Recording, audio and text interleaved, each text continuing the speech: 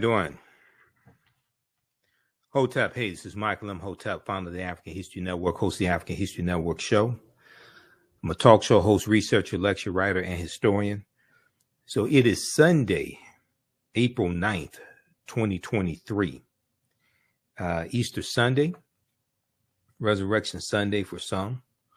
Hope everybody's doing well. So I did a Facebook post today that got about 1,400 likes, 1,500 likes. And it dealt with some of the origins of Easter. And it talked about Easter, Ishtar, Oistra. And I said we would do a broadcast tonight dealing with this history. Okay, so normally on Sundays, I'm on 9, 10 a.m. the Superstation, WFDF here in Detroit. Since it is Easter Sunday, the radio station is shut down for live shows. So I said we'll broadcast here. Okay. So I hope everybody's doing well. Share this broadcast on your social media platforms. You're going to learn a lot today, a lot about history, a lot about some ancient history as well. And also we'll give you information about the online history classes that I teach on Saturdays and Sundays. Ancient Kemet, the Moors, and the Ma'afa, understand the transatlantic slave trade, what they didn't teach you in school, and Black resistance movements from the Haitian Revolution, U.S. Civil War, Civil Rights Movement, and Black Power Movement. All right. So let's look at the post that I did today. Many of you saw it and commented on it. It's on our Facebook fan page, The African History Network, The African History Network. And I did a few posts. Let's look at this here. So yeah, this one here got 1,500 likes. Let's flip over and look at this. And if you don't follow us on our fan page, The African History Network, you should. So you definitely want to do that. Turn on live notifications so you know when we go live also. Okay, so this is the post that I did today. And it says, and hopefully you can see this. Let's see if we can zoom in some on this here. All right, that's about the best I can do. Okay, so it says, first of all, we have this painting here depicting the Last Supper with African people as Yeshua or Jesus, and his 12 disciples as Africans, okay, because we know these were African people. It says Easter is a movable Christian holiday or a movable feast, celebrating the resurrection of Yeshua, Y-E-S-H-U-A, and Yeshua means Jah is salvation in Hebrew. Jah is salvation, or Jesus, which is the Greek form of Joshua, Joshua. Now, Easter is celebrated on the first Sunday following the first full moon, following the vernal equinox. The first Sunday following the first full moon, following the vernal equinox. The vernal equinox, and vernal is Latin for spring, S-P-R-I-N-G. Vernal is Latin for spring. The vernal equinox marks the first day of spring, which usually comes on March 20th or March 21st. And when Easter is celebrated, is based upon astronomy. Okay, when Easter is celebrated, is based upon astronomy. This was one of the results of the First Council of Nicaea in 325 AD, one of the first of about 21 ecumenical councils from 325 AD to about 1870. And we know as a result of the Third Council of Trent in 1563, we know as a result of that, they're trying to recalculate when Easter is going to be celebrated. So this leads to the creation of the Gregorian calendar, introduced by Pope Gregory XIII, about 1582, 1583, Common Era. Okay, so that is the calendar that we use today. Prior to the Gregorian calendar, they were using the Julian calendar, named after Julius Caesar. All right, so unfortunately, a lot of African Americans celebrate Easter, but don't know when to celebrate it, besides it being on the calendar or their pastor telling them Easter's coming up, and celebrate Easter, and we're going into Lent, the 40-day period of sacrifice, and you give up something for Lent, things of this nature. All right. Okay, so this deals with astronomy. Okay, let's continue. Now, I said that you can look up Easter in an encyclopedia or dictionary, and it would tell you when Easter's celebrated. Okay, and so we're going to deal with some of this history today. So we got 1,500 likes so far, about 274 comments, 480 shares. All right, so let's look at, let's continue. Now, whenever I speak about information like this that may be deemed controversial or something like that, I usually do my disclaimer, because I'm not telling people, especially African Americans, not to celebrate Easter. What I'm saying is that we need to know the history of what it is that we're celebrating. Okay, we need to know the history of what it is that we're celebrating. So this presentation is called Easter Origins, Pagan Traditions, Rabbits Laying Chicken Eggs, the Exodus, and Black People. Okay, Easter Origins, Pagan Traditions, Rabbits Laying Chicken Eggs, the Exodus, and Black People. And I know the 10 Commandments was on this weekend, and a lot of our people sit up every Easter and watch the 10 Commandments, and watch Yul Brynner portray Ramses II, Remetsu, and watch Ann Baxter portray Nefertari. Okay, we'll deal with that later on in the presentation. Okay, so let me flip over here just a second. Okay, so here's my disclaimer. I know I may say some things that are outside the circumference of your own awareness. Okay, just because you may disagree with it or don't like it does not mean it's not true. It just means you have to understand what it is that I'm talking about. So I usually have people put their fingers together to form a circle, and I usually say something like this: the space inside this circle represents my realm of knowledge. Everything that I think I know about whatever I think I know is represented within the circumference of this circle. I must keep in mind that there are still things to know that exist outside the circumference of my own awareness. Now, the reason why I say this is because oftentimes when people hear something that contradicts what they've been taught, what they believe, or what they think they know, they automatically reject it without doing any research to determine the validity of the new information that they're learning. And at the same time, they usually don't use that same level of scrutiny to analyze, critique, or reevaluate what it is they believe or what they think they know. So just because you know everything that you know about what you know does not mean you know everything there is to know about what you know. There's still things that exist outside of the circumference of your own awareness. All right. So those are some of the things that we're going to deal with in today's broadcast.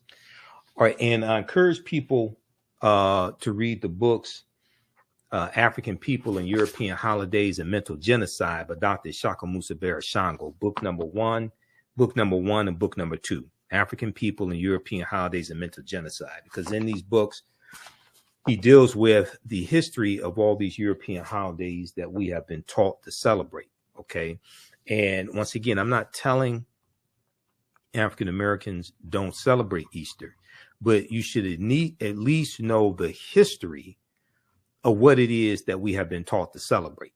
Okay. We should at least know the history of what it is we've been taught to celebrate. And once you understand the origins of what it is that you've been taught to celebrate, it may, if you decide to continue to celebrate these European holidays, it may change how you decide to participate in it because you have more information. And I've studied the history of all these European holidays. That's why most of them I don't celebrate. Mother's Day, Father's Day, yeah, I do that. But Christmas, Easter, Valentine's Day, Thanksgiving. Now we may get together with family for Christmas and Easter and Thanksgiving or Misgiving Day. We may get together with family. Yeah, we should get together with family on those days, but we have to have a better understanding of what it is that we're taught to participate in. Okay, it's just like during St. Patrick's Day. I posted here on our fan page, the African History Network. I said, if you celebrate, if you wear green on St. Patrick's Day, will you wear red, black, and green on African Liberation Day? If not, why not? Which is May 25th, African Liberation Day. Okay. So we've been taught to celebrate these holidays going back to when we were children. And even as adults, we really don't understand the history, what it is we've been taught to celebrate. Okay. So let's look at some history dealing with Easter. And we're going to look at a few different sources here. And you don't have to take my word for any of this. Proper documentation ends all conversation. Okay. You can go research this yourself. This is why I'm going to give you sources to go research this yourself. All right. So Easter is a movable feast. We're going to look at what determines when Easter is celebrated. Why is it on a different date each year? We know it celebrates the resurrection of Yeshua, who in English we've been taught to call Jesus. But if he was crucified on a Friday, and then resurrected if he was crucified on a particular date and resurrected that Sunday on a particular date, why don't we commemorate it on that particular date on that particular date each year? All right, so let's look at this. Now, what is Easter? Easter is a Christian holiday. It's actually the most important holiday in Christianity. Easter is a Christian holiday that celebrates the belief in the resurrection of Yeshua, or Jesus the Christ. Jesus the Christ, because Christ is a title, not a name, coming from Christos, which is Greek, coming from the Kemetic Karest, meaning the rising of the Spirit. And Christ basically refers to anointed or the anointed one. In the New Testament of the Bible, or the Helios Biblos, the Sun book, Helios meaning sun, S-U-N, not the S-O-N. In the New Testament of the Bible, the event is said to have occurred 3 days after Yeshua was crucified by the Romans and died in roughly 30 AD or 30 Common Era. Okay, 30 Common Era or 30 AD, Anno Domini, in the year of our Lord. Anno AD does not mean after death. The holiday concludes the Passion of Christ, a series of events and holidays that begins with Lent, L-E-N-T, Lent, which is a 40-day period of fasting, prayer, and sacrifice, and ends with the Holy Week, which includes Holy Thursday. Okay, this is a celebration of Jesus, celebration of Yeshua's Last Supper with his disciples or apostles. Okay, the Last Supper, the 12 apostles, also known as Maundy, Thursday, M-A-U-N-D-Y. Then you have Good Friday, where Yeshua was crucified. So you have Good Friday, was this the observation of the crucifixion of Yeshua or Jesus. And then you have Easter Sunday, which many people today call Resurrection Sunday. Okay, Resurrection Sunday. And if we talk about resurrection, okay, now this may go outside the circumference of some people's awareness. Okay, so when we talk about resurrection, the first one to be resurrected, we know, was Asar. Okay, going back to ancient Kemet and going back to the story of Asar, Aset, and Heru, who the Greeks called Osiris, Isis, and Horus. And we know that the Tekken, or the Washington Monument, is a symbol of Asar's resurrection. Okay, his body was cut up into 14 pieces by his brother Set, and it was Set, his wife, who the Greeks called Osiris, that went and collected 13 of the 14 pieces. And the one piece that was missing, according to one version of the story, it was eaten by the Nile catfish. That was the phallus, the penis. They erect a Tekken, which is a symbol of the resurrection of the African king Asar. It's a symbol of transformation and resurrection. And we know there were about 1,200 Tekkenu all throughout ancient Kemet. In the Washington Monument is a Tekken. The Washington Monument is an African symbol. And we know 50 of the 56 signers of the Declaration of Independence were Freemasons, including George Washington. And there were 1,200 Tekkenu all throughout ancient Kemet. Today, there are less than 12. So when we deal with, we're going to get deeper into this. Now, this may, once again, this may go outside the circumference of some people's awareness. Okay. So I can prove what I'm talking about. Proper documentation ends all conversation. Okay. I can prove what I'm talking about. And those that understand history know this. Okay. Because we're going to get deeper into this. I'm going to give you some sources to go research. You don't have to believe a word that I say. Go research this yourself. Proper documentation ends all conversation. So we look at the Tekken, which is a symbol of resurrection, the symbol of the resurrection of the African king Asar, who comes from the what's known as the first holy trinity of Asar, Aset, and Heru, who the Greeks called Osiris, Isis, and Horus. And you have the Tekken that's been taken. You have different Tekkenu that have been taken from Kemet, from Egypt, from the Nile Valley region of Africa, taken throughout the world. They're in New York City. One has been taken in New York City, Paris, France, Berlin, Germany, Vatican City, etc. Okay, so this connects us right back to African history, African culture. Now, if we go back to, let's go back to the previous slide here that I was looking at dealing with Easter, because all this is connected. Okay, Easter is connected to Christmas, and then this is connected to ancient Kemet, ancient Egypt, Nile Valley region of Africa. All this history is connected. Let me go back to the Easter slide here just a second, because I'm working between two presentations. All right. Just a second. Let's go back to this. What is Easter?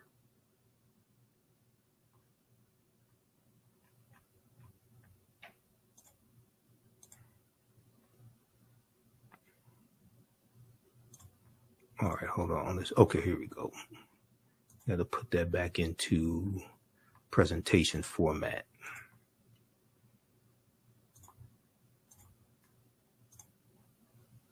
All right.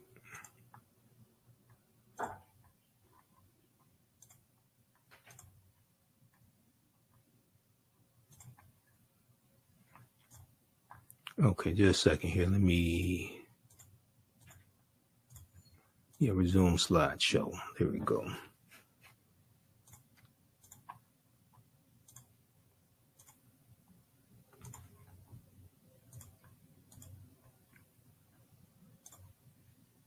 All right, give us a thumbs up, give us a heart, give us a like on this broadcast also. Invite your friends to tune in as well.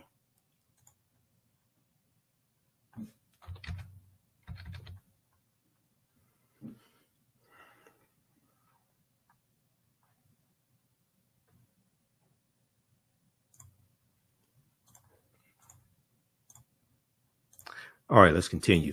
Okay, so I had to close out one PowerPoint presentation. Okay, so Good Friday, on which Yeshua, Jesus, was crucified, is observed in Easter Sunday. Now, although a holiday of high religious significance in the Christian faith, many traditions associated with Easter date back to pre-Christian pagan, or what are called pagan times. Many traditions associated with Easter date back to pre-Christian, or what are referred to as pagan times. We're going to talk about the word pagan, because pagan has taken on a very negative connotation when it comes to European anthropology, archaeology, things of this nature. Okay. And in its truest sense, pagan is not something that is negative. Okay. But it has taken on a negative connotation. And for more information, you can check out Easter 2023 at history.com, the official website of the History Channel. They have some good information there. Now, in Eastern Orthodox Christianity, which adheres to the Julian calendar, which is the calendar before the current calendar that we use today, which is the Gregorian calendar. All right. And the Gregorian calendar that we use today is based upon how long it takes the sun to rotate counterclockwise around the earth. Okay. It takes 365 days, 5 hours, 48 minutes, and about 46 seconds. Okay. This gives us our solar year. Then every 4 years, you add a full day, which is known as a leap year. So this is the calendar that we use today, which is the Gregorian calendar, introduced by Pope Gregory XIII about 1582, 1583. All right, now.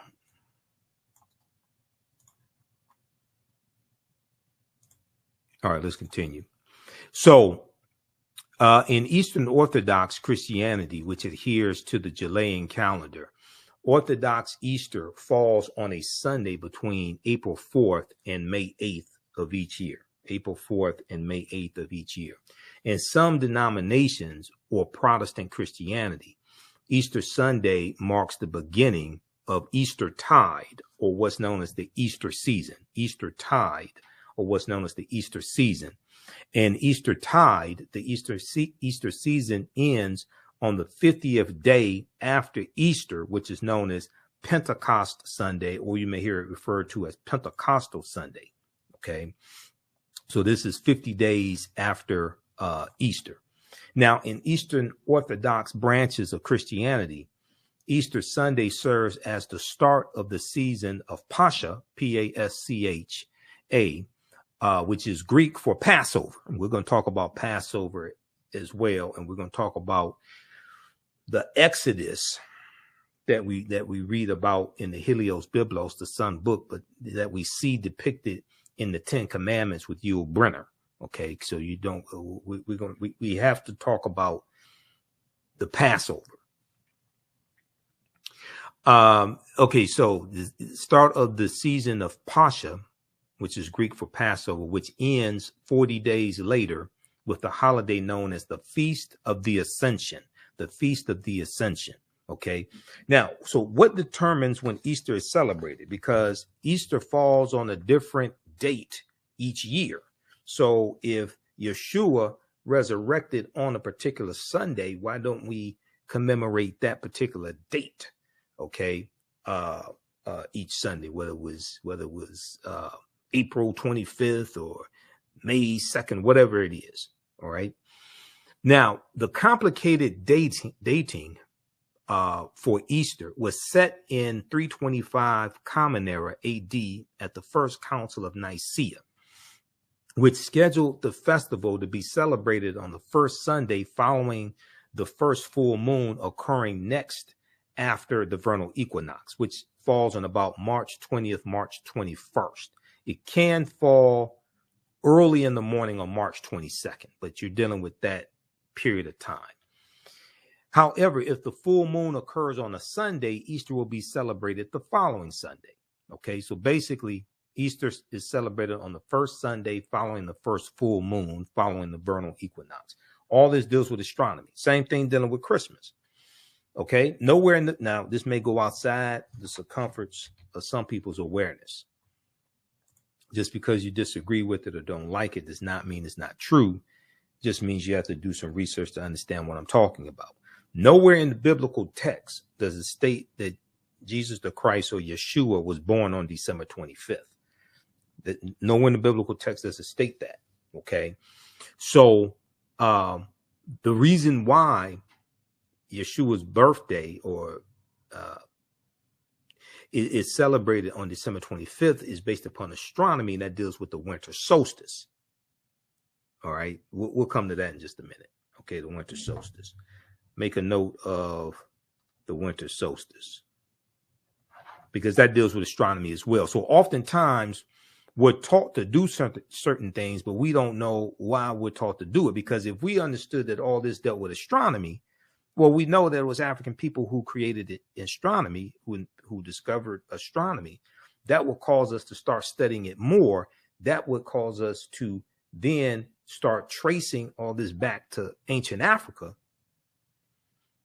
And then once that happens, it's pretty much game over after that. Once we reclaim our mind, and just as the 13 pieces of Osiris' body were put back together and the Sar is eventually going to be resurrected, then you start having the resurrection of the African mind once you trace this all back to ancient Africa, before foreigners, fakers, and fools came into the continent of Africa, misinterpreted what we had, stole it, copied it, distorted it, and then misrepresented it to the world like they invented it themselves, then taught it back to us, taught it back to the descendants of African people who don't really have that collective knowledge. So we get a watered down version. Some people may call it bastardized, but we ain't gonna take it there. But we get a watered down version of what our ancestors had and taught, but it comes through the cultural filtration system of Europeans. And Europeans learn less than 10% of what the ancient Africans knew. All right, so the date of Easter can fluctuate between March 22nd and April 25th, because the Western churches, Catholic and Protestant, now follow the Gregorian calendar. The Eastern churches, which follow the unrevised Julian calendar, celebrate Easter and other church holidays on different dates. In the Orthodox churches, Easter marks the beginning of the ecclesiastical year. Okay, now the Gale Encyclopedia, online Gale Encyclopedia, has some good information, and you can access that at encyclopedia.com, because a lot of this information used to be at answers.com, and I printed up, I have like binders full of information I printed up over the years from answers.com. So this is here, like I printed this up April 12th, 2011. And this is from answers.com that doesn't exist anymore. Okay. So I keep all this stuff. People that know me, if you saw The Office, I have thousands of articles printed up here. This is the type of research I do. So encyclopedia.com has this same information that answers.com did. So this comes from the Gale Encyclopedia. This is just one of the numerous sources that I have dealing with the history of Easter. Okay. So you can check that out. But this is at encyclopedia.com now. All right. Now, let's look at, I mentioned the winter solstice. Okay. We're going to go to that here in just a second with the winter solstice. Also, if you all like this type of information, you can support the African History Network. We're celebrating our 13th year anniversary of me broadcasting the African History Network show. We started March 10th, 2010. And you can support us, $ the AHN show, through Cash App and through PayPal, paypal.me/the AHN show. We also have the information on the homepage of our website, theafricanhistorynetwork.com, theafricanhistorynetwork.com. We have the information there as well. It helps us keep doing the research, stay on the air, keep broadcasting, pay some of the bills, do the research for our Sunday night show as well. And I'm on 9:10 a.m. Superstation WF. Usually they're closed. The station shut down today because of Easter holiday, but we'll be back on the air live on 9:10 WFDF next Sunday. Okay, now I mentioned the winter solstice, right?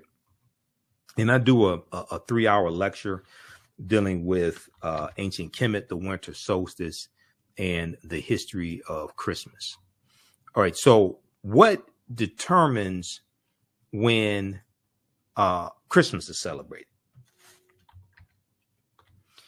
Now, I was in, back in 2011, I was in CVS Pharmacy here on Jefferson Avenue in Detroit. I was at CVS Pharmacy, and I was standing in the checkout line, and I see at the checkout counter, I see this book called The Life of Christ, The Life of Christ. And it talks about how his death and rediscovering his life, death, and resurrection, how it changed the world, right? So I go pick it up, and I start looking through it. And I still have it, the original one from what I put it. I still have the original one somewhere here in the office. But I start looking through it, and I come across page 55, right? Page 55. And on page 55, it says this. In Christianity's early years, people debated when Jesus' birth should be celebrated. In Christianity's early years, people debated when Jesus' birth should be celebrated. Some Christians were against observing it at all, as they did not want Jesus compared to Pharaoh. They don't tell you which Pharaoh, because Pharaoh is a title, not a name. Compared to Pharaoh and Herod, whose birthdays were commemorated. But in the 4th century, Common Era AD, Pope Julius I made it official. Christ's birth would be celebrated on December 25th, referring to Yeshua or Jesus the Christ, because Christ is a title, not a name. And in the Helios Biblos, it is referred to as Jesus of Nazareth. Okay, but the title, the name, the word Christ is a title, so it's Jesus the Christ. Now, December 25th was already considered the birthday of the Son, not the S-O-N, but the S-U-N, the Son of God, not the S-O-N, but the S-U-N. Using the technology available at the time, ancient astronomers observed that on December 25th, the days started getting longer again. They recognized the date as the winter solstice. The winter solstice, when the sun is born again each year. So the winter solstice, so what happens is around December 21st, the sun moves into its lowest point in its journey throughout the 12 constellations. And from December 22nd, 23rd, 24th, it appears that the sun does not move. The sun stands still, or the sun is dead for 3 days. Then on December 25th, the Son of God, not the S-O-N, but the S-U-N, moves 1 degree northward. And this is known as the birth date of the Son of God, or the rebirth of the Son. And each subsequent day, starting with December 25th, there's more and more sunlight. There's the duration of sunlight each day increases, starting with December 25th. So December 25th in ancient times, or the equivalent to December 25th on whatever calendar you're looking at, that was looked at as the rebirth of the Son, or the Son of God. Okay, and this is dealing with the winter solstice. This all deals with astronomy. All right, now, the Romans celebrated the birthday of the god Sol Invictus, S-O-L. S-O-L, that word Sol means sun, S-U-N. Sol Invictus in Latin means unconquered sun. They celebrated the birthday of the deity Sol Invictus on December 25th. The day was also recognized as the birthday of Mithra, the sun deity of the ancient Persians, and December 25th was also the birthday of Attis, A-T-T-I-S, an agricultural deity or god worshipped in Asia Minor. By choosing December 25th, the Christian church avoided upsetting the masses. No one wanted their festivals canceled, so the Christian church simply combined this new Christian holiday with pagan traditions. So as the Romans are conquering people and bringing more people under control of the Roman Empire, they're incorporating into the Christian celebration. They're incorporating into the Christian celebration what people are celebrating that they're conquering, what people are already celebrating that they're conquering. They're incorporating that into it. And that's one of the ways you get people to accept your cultural traditions and your ideologies, by incorporating aspects of what they are already celebrating into what you are imposing upon them, so they see similarities, is something familiar to them, and they're less likely to fight against it or rebel against it. So this came from The Life of Christ. Okay, the book The Life of Christ. This is from the National Bible, was it the American Bible Society? Okay, and it's distributed by Time Home Entertainment Books, like Time Life Books, Time Magazine, all of that. So what happened was, this was the 2011 edition, and I did a number of presentations and have excerpts of it online, things like this. And I bought this book. This book was like $12. I bought this book specifically for what's on page 55, because I said, people are not going to believe this. I already knew this history, okay, from numerous sources. I mean, you read Christianity Before Christ by Dr. John G. Jackson. He breaks this history down there, and Tony Browder talks about it in Nile Valley Contributions to Civilization. All right, and I've got Christianity Before Christ right around here. I just saw it before we started right here, before we started the broadcast. So yeah, right here, Christianity Before Christ by Dr. John G. Jackson. So what happened was, a sister reached out to me who watches my broadcast. This was probably about 2012. She said that she purchased the new edition of this, which was like the 2012 edition. She purchased that, and the information that's on page 55 was not in that new edition. Okay, not the singing group, not Rodney, Bobby, Ricky, and Mike and Johnny, not the singing group, but the new edition of the book, the 2012 edition. They ain't had that information in there. Okay, because I was telling people, go get this book. You ain't gonna believe this. They're telling you where this stuff comes from. All right, now they've come out with a new version, and I bought this last year. I bought this in April of 2022.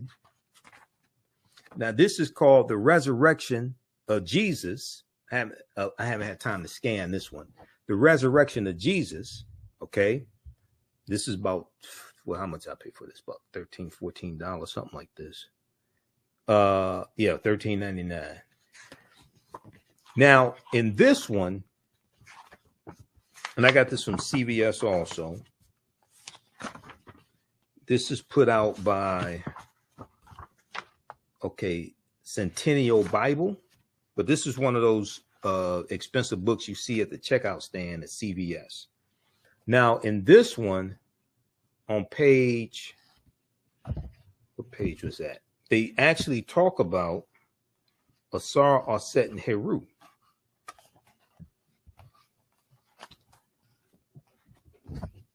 Hold on, I had it bookmarked.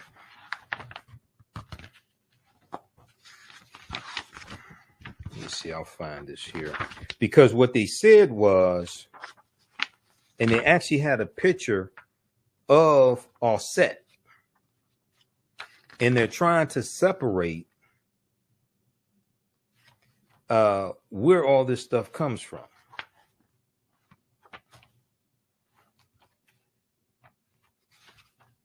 Just a second, let me find. Oh, right here. Here we go. So this is on page 67, and this is the 2022 edition. it says pagan mythology and resurrection, the differences. So I guess they got a whole lot of feedback, and somebody said, okay, now look, you need to come out here and you need to distance yourself, because we don't want people thinking this goes back to ancient Kemet, ancient Egypt, because then they're going to start reading Nile Valley Contributions to Civilization by Tony Browder, and they're going to read Christianity Before Christ by Dr. John G. Jackson. They're going to read African People and European Holidays by Dr. Shaka Musa Shango. You know, they're going to start listening to the African History Network, all this. Then it's going to be like Lil Flip said, game over. So we can't let them know where all this stuff comes from. So it says here, pagan mythology and resurrection, the differences. It has become commonplace to argue that Jesus's resurrection is simply one more example of a common motif in ancient mythology, in which a hero dies and rises again. Okay, advocates of this position point to parallels between Jesus and the Greek gods Attis and Adonis, or the Egyptian gods Horus and Osiris. But a deeper inspection shows the parallels are forced. They say the parallels are forced, and the resurrection account of Jesus bears little resemblance to these mythological fables. They call, see, if you read Kersey Gray's book, The World's 16 Crucified Saviors, and I got that book somewhere here in the office. It's probably on the other side. You read Christianity Before Christ by Dr. John G. Jackson. They go through and show the similarities between all these crucified saviors. But a deeper inspection shows the parallels are forced, and the resurrection account of Jesus bears little resemblance to the mythological fables. Then they go on to say pagans did not believe in resurrection. One early church father said bodily resurrection, quote unquote, never crossed their mind. I don't know if he did a survey of all the people that they were calling pagans. How did you come to that conclusion? The philosophers on Mars Hill mocked Paul for his view because parallels between common opinion and his simply did not exist. In Egyptian mythology, Osiris never rose from the dead. He ruled the underworld and served as the living king of the dead. The claim that Horus died after a scorpion sting is simply incorrect. He only became ill and was nursed to health by his mother. In Greek mythology, the god Attis was not resurrected. His spirit entered a pine tree, hardly a reasonable parallel. The overwhelming historical evidence for Jesus' resurrection. Now, okay, now this is going to go outside the circumference of some people's awareness. Now, I ain't going to, okay, how should I say this? Okay, let me just continue. Hold on, let me just continue. Okay. The overwhelming, quote unquote, historical evidence for Jesus's resurrection in terms of eyewitness and firsthand contemporaneous accounts is in a completely different category than the legends and fables of mythology. Okay, now, they say in Egyptian mythology, Osiris never rose from the dead. He ruled the underworld and served as the living king of the dead. It is true that he ruled the underworld. But when we go, and let's go to Nile Valley Contributions to Civilization by Tony Browder, okay, to say that Asar, who the Greeks called Osiris, to say that he, actually, let's go to Egypt on the Potomac. Let's go there, Egypt on the Potomac. To say that Asar was not resurrected is incorrect. I don't know what type of research they did on this. They could have called me, but they may be still mad at me because I exposed what was going on with the 2011 edition. Okay. I think they may owe me some money. I don't know how many people went and bought that one because I told them to. So they may owe me something. Let's look at this right here. Let's look at Egypt on the Potomac by Tony Browder. So I teach this. We teach a lot of this in the online history classes that I teach, especially ancient Kemet, the Moors, and the Ma'af for understanding the transatlantic slave trade, what it didn't teach you in school. Let's look at page 13 of Egypt on the Potomac. Okay, let me flip over to this here, right here. Let's look at page 13. Now, this is Heru this is Heru, the sun, in the falcon, in the form of a falcon. Okay. If we go and look at, this is page 13. Let's go back to page 12 of Egypt on the Potomac by Tony Browder. It deals with Asar impregnating, the spirit of Asar impregnating Set after Asar was killed by his brother Set. Okay. The spirit of Asar impregnated his wife, and 9 months later, the virgin Set gave birth to their son Heru on December 25th. If this story, and we can back up a little bit here, page 10. Stories of the first royal family are an integral part of the earliest mythology, history, and theology of ancient Kemet or ancient Egypt. But by every account, Asar was recognized as the founding father of Kemet. He unified the two lands of Upper and Lower Kemet that we'll talk about when we talk about Dahuti in just a minute, and established a central government, page 11, in the city of Menefer, which was renamed Memphis by the Greeks. Asar introduced writing, agriculture, law, and religion to the people of ancient Kemet. Prior to departing on a trade mission to enter Africa, Asar appointed his queen, Auset. You may see it spelled A-U-S-E-T or A-S-E-T or A-S-T. Auset to rule in his absence. This is who the Greeks called Isis.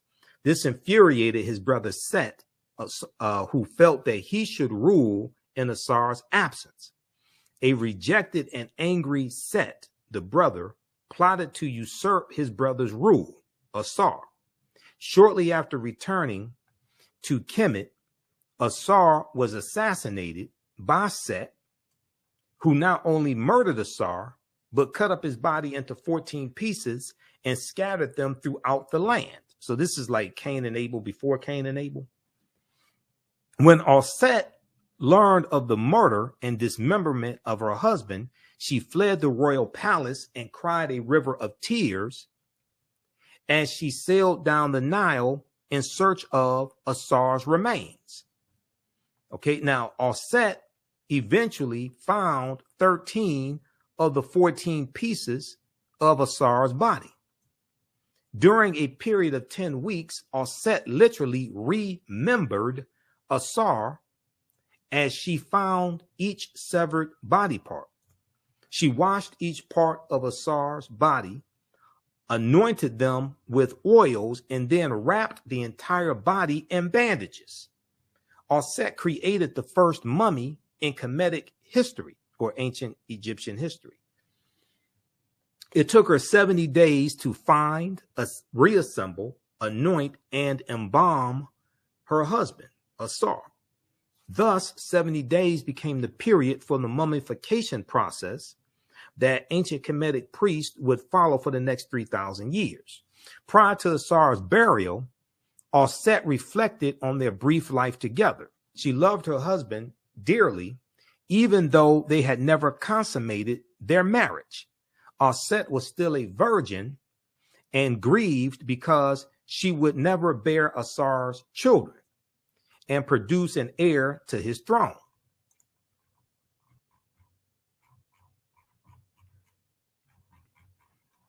All right, let's see here. Okay, let's continue. For some reason it's coming up blurry. Let me try to fix this. All right. Now, the resurrected, okay, let's see here. Let's back up. Prior to Osiris' burial, Set reflected on their brief life together. She loved her husband. Set was still a virgin and grieved because she would never bear Osiris' children and produce an heir to his throne. That's page 11. Let's go to page 12. Miraculously, the spirit of Osiris answered his wife's prayers and visited her body and visited her before he was laid to rest. This is the spirit of Osiris.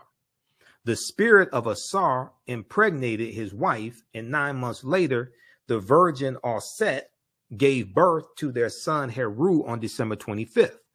If this story sounds familiar, it is because it has been modified and retold by many cultures for over 5,000 years. Yet it is the first story in recorded history of the impregnation of a virgin by a Holy Spirit and of a virgin birth. We're going to deal with more information on that, because Browder talks about this in Nile Valley Contributions to Civilization, also page 95. Now, throughout his youth, Heru, the son, was told of the great deeds of his father as he was gradually prepared to pursue his life's work to avenge the murder of Osiris and reclaim his father's kingdom. As an adult, Heru confronted his uncle Set and defeated him after a protracted battle. Now, this is where it's the Osirian drama. What's called the Osirian drama. This is where the story of Star Wars comes from with George Lucas. This is where the story of Star Wars comes from, and Luke Skywalker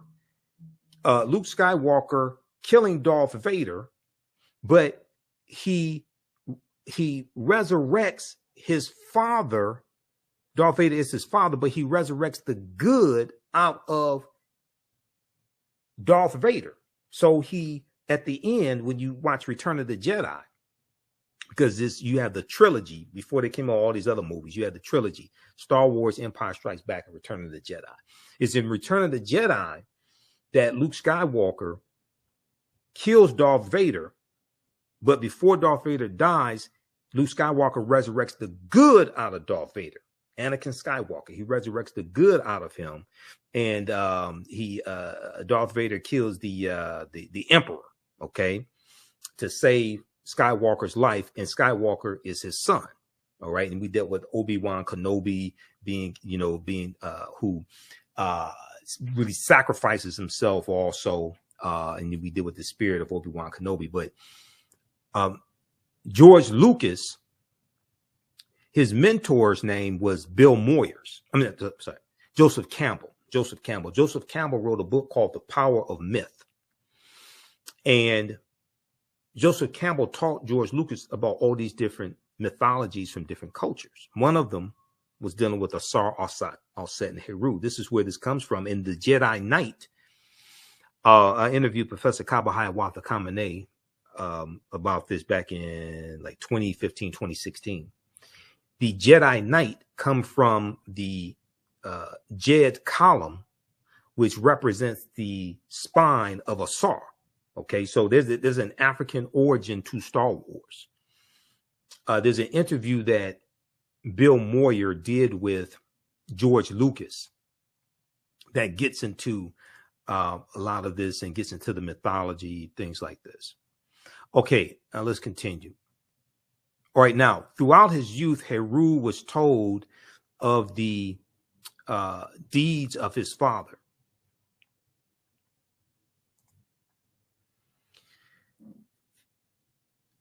He was told of the great deeds of his father as he gradually prepared to pursue his life's work, which was to avenge the murder of Osiris and reclaim his father's kingdom.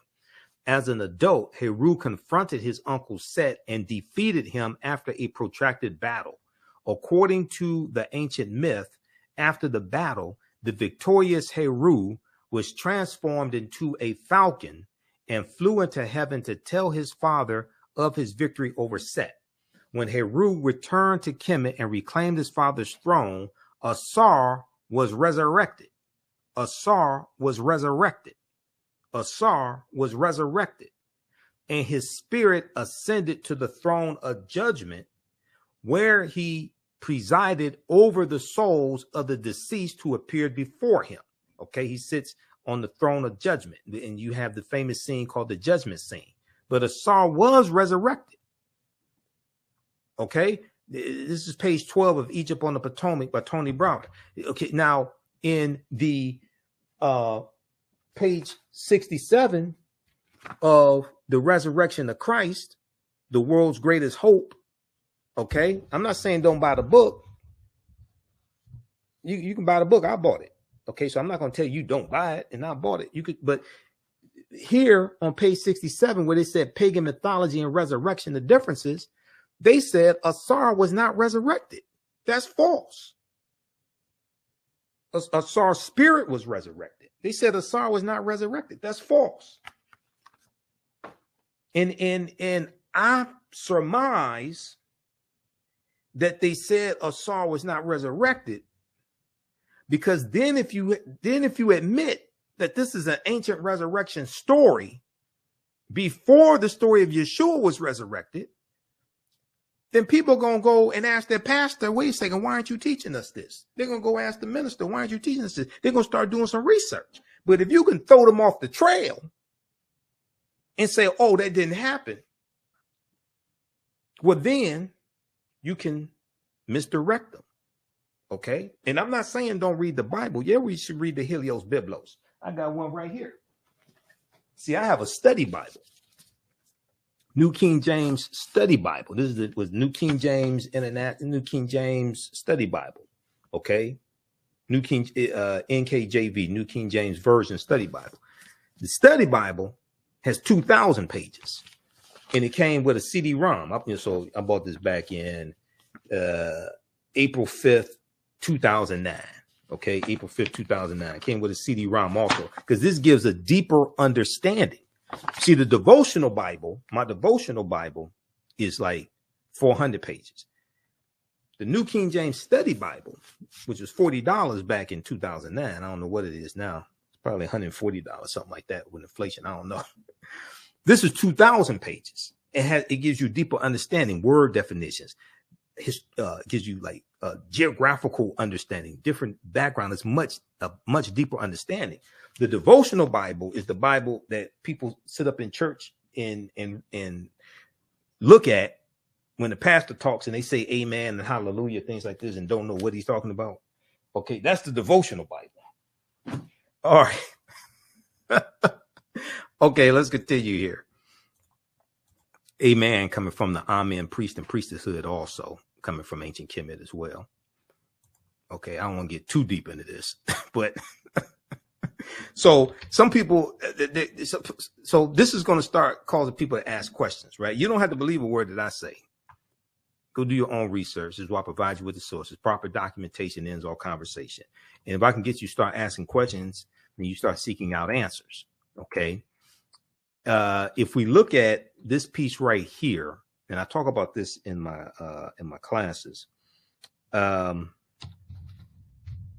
a good article, but there's a good paper that deals with what's called the mystery religions.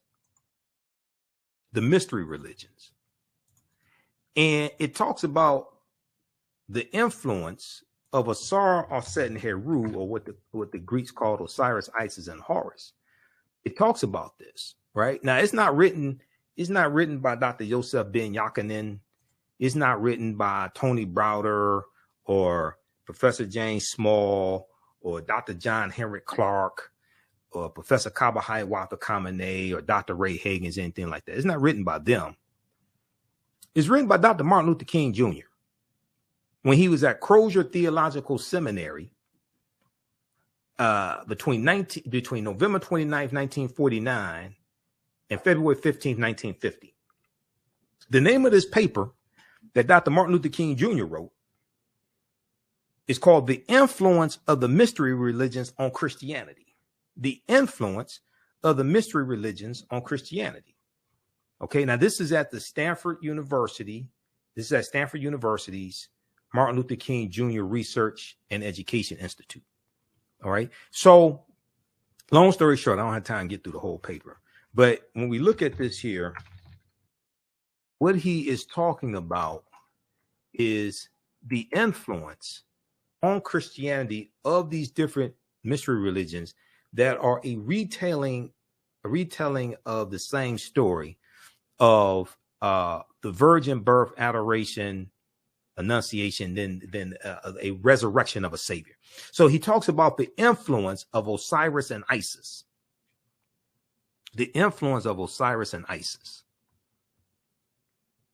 Dr. Martin Luther King Jr., 1949-1950, said the Egyptian mysteries of Isis and Osiris exerted considerable influence upon early Christianity. Exerted considerable influence upon early Christianity. He said these two great Egyptian deities whose worship passed into Europe, because they were worshipped in Europe also, not just in Kemet, not just in Egypt. They were revered not only in Rome, but in many other centers where Christian communities were growing up. See, this is where you get the worship of the Black Madonna and Child from all throughout Europe, because Europeans were worshiping African people. And the European country that probably has the most statues and paintings references to the Black Madonna and Child would probably be France, with about 300 of them to this day, about 300 of them. Osiris and Isis, so the legend runs, were at one and the same brother and sister, husband and wife, which is true. And they had never consummated their marriage. But Osiris was murdered, his coffin body being thrown into the Nile River. And shortly afterwards, the widowed and exiled Isis gave birth to a son, Horus. This is who the Greeks call Horus, or Heru.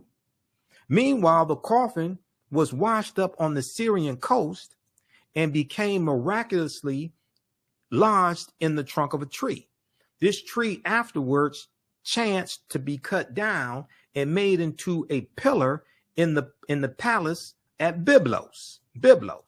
Now, Byblos is the Phoenician capital at the time, and this was a city known for producing papyrus.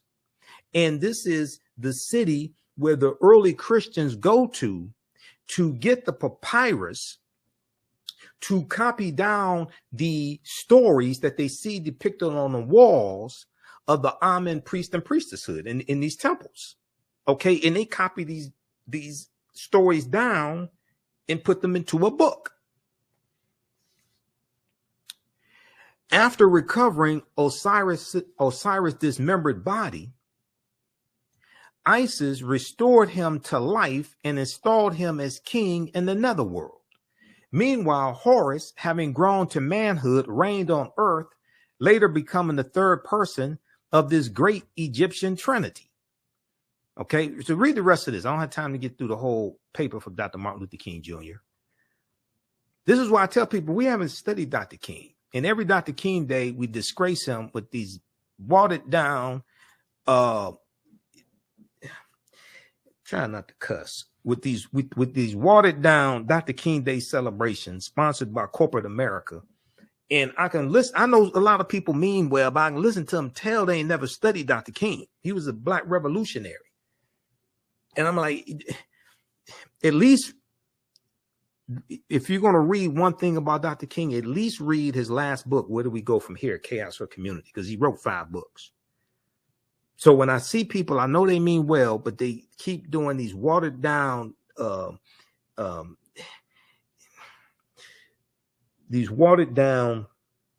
we shall overcome, everybody hold hands, celebrations of Dr. King, and don't deal with the revolutionary Dr. King that called out the American government, that fought against poverty, racism, and the military.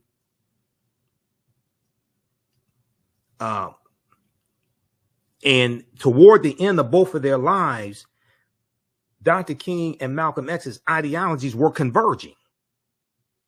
So when you read this book here by James H. Cone, Martin Malcolm in America, a Dream or a Nightmare. He goes through and shows you passages from their speeches and interviews, things like this, toward the end of both of their lives. Their ideologies were converging. And Malcolm, when Malcolm leaves the Nation of Islam, he officially separates March 8th, 1964. And then March 26, 1964, Malcolm meets Dr. King at the U.S. Senate debate for the Civil Rights Act of 1964. And they just meet for a couple minutes. Malcolm tells Dr. King, I'm throwing all of my heart into the effort of the civil rights movement, because Malcolm joins the civil rights movement when he leaves the Nation of Islam. And one of the themes of the Ballot or the Bullet that he delivered at least 3 times that I know of, March 29th, 1964 in Washington Heights, New York, April 3rd, 1964 at Corey Methodist Church in Cleveland, Ohio, and April 4th, 1964 at the historic King Solomon Baptist Church here in Detroit. One of the themes of the Ballot or the Bullet was interjecting Black nationalism into the civil rights movement. He was talking about radicalizing the civil rights movement. He talks about registering African Americans as independents. He's not telling people don't vote. He's saying push to get something tangible for your vote, but he's talking about registering African Americans as independents. And then you read a speech from June 28th, 1964, his by any means necessary speech, where he announces the formation of the Organization of Afro-American Unity. That's a revolutionary speech, because he lays out the five planks of the OAAU's platform. And one of them is dealing with politics. Okay. Being politically educated, registering people to vote as independents, voting intelligently. He talks about education. He talks about economics. Blackpast.org has the transcript of that speech. Everybody needs to read it, because most of us really haven't done a good job of studying either Dr. King or Malcolm X. Okay, let's continue here. How's everybody doing? How you all like this type of information? For this 10-week online history course, go to our website, AfricanHistoryNetwork.com, AfricanHistoryNetwork.com. Okay, there's a 10-week online history course called Ancient Kemet, the Moors, and the Ma'afa, Understanding the Transatlantic Slave Trade, what they didn't teach you in school. I teach the class on Saturdays, 2 p.m. to 5 p.m. Eastern Standard Time. Our next classes are Saturday, March 9th, Saturday, March 16th, March 23rd, and March 30th. Okay. And then we have a few more classes after that. The class is on sale, $80, regularly $130. We do the sessions live. All the sessions are archived and recorded. You can go back and watch this anytime. So even after the course is over with, you can go back and watch the entire class. Okay. And we instead of 10 sessions, we're going to do at least 11, possibly 12.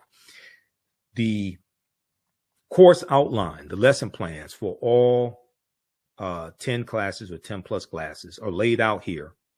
And I'll go through and update it periodically, because we add a few additional subjects. But we take you through our history. We deal with thousands of years of history and what leads up to the transatlantic slave trade taking place. So we deal with archaeological discovery that have come out in the last 10, 20. So we deal with Egypt on the Potomac, and how the layout of Washington, D.C. is based upon ancient African principles coming out of ancient Kemet, ancient Egypt. Kemet, one of the original names for Egypt, meaning land of the blacks.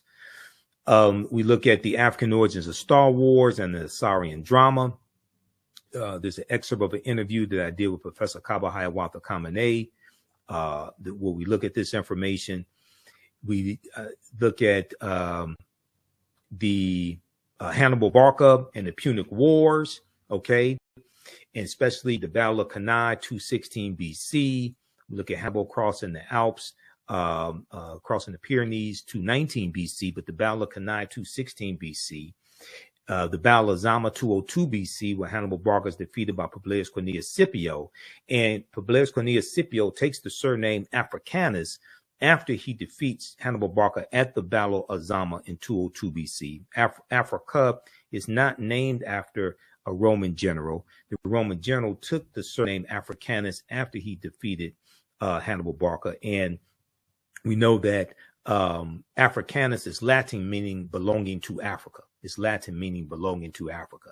We look at the 800-year occupation of the of the Africans known as the Moors, who take the teachings from the Nile Valley region of Africa into Europe. And this is going to bring Europe out of the Dark Ages. Okay. And we see the rise of Spanish conquest. We look at Christopher Columbus, and Columbus is essential to the expansion of the transatlantic slave trade and the exploitation of indigenous people and the exploitation of African people also. Okay. So we go through and look at this history chronologically. We also look at the fake Willie Lynch letter, 1712. Willie Lynch never historically existed. I wish we would just throw the Willie Lynch letter in the garbage can where it belongs. It's ahistorical. There are words in the Willie Lynch letter that didn't even exist in the early 1700s. Okay, the sentence structure, the syntax is not what they is not coming from England. That's 20th century sentence structure, and their words from the 20th century, from the industrial and the automotive industry, things like that that are in that letter. That was written about 1970 by Dr. Kwabena Ashanti, who's come out and admitted he wrote the Willie Lynch letter, and is Professor Manu Ampim, who I'll be interviewing later this month, who exposed Dr. Kwabena Ashanti as the author of the Willie Lynch letter. It's a fraud. Dr. Kwabena Ashanti meant well, but I think it's done more harm than good. Okay, so you can register for that course at our website, AfricanHistoryNetwork.com. All right, let's continue here. And I posted information here in the thread of the broadcast as well. You can also email us through the website if you have any questions. Right here where it says contact the African History Network, you can email us through the website right there. You can email us also, okay? And if you want to support us through PayPal or Cash App, let's see, we have a preview of the class here, and we have information for the African History Network show, Sundays, 9 p.m. to 11 p.m. Eastern Standard Time. We broadcast on my social media platforms. And we have our audio podcast on iHeartRadio, iTunes, Castbox, FM Player, TuneIn. It's about 9 different audio podcast platforms. Okay. And you can support us also through PayPal and Cash App right here. $ the AHN show through Cash App, $ the AHN app. Click on the link here, takes you to our Cash App QR code. And I had to create this graphic because some people set up fake African History Network Cash App accounts. So these other ones out here are fake ones. Our tag is $ the AHN show, SHOW. And it may show my picture when you go to it also. But we have, click here on the link. We have the actual QR code. And this is our, you can support us through PayPal also, paypal.me/the AHN show. All right, let's continue here.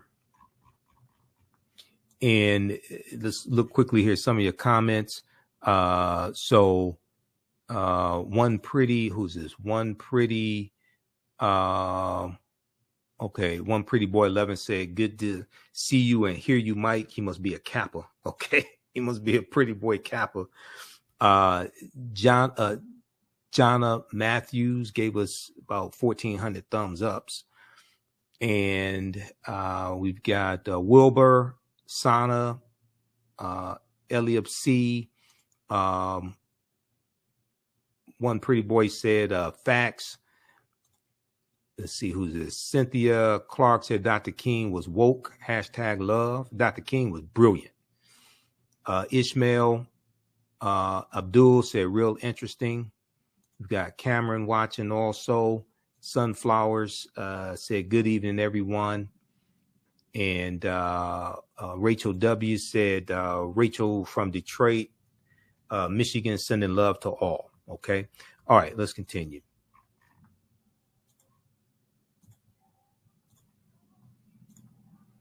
All right, now I want to go back to the Easter information, and then I want to go to page 95 of Nile Valley Contributions to Civilization by Tony Browder also, because this is important information there that helps us to better understand this history.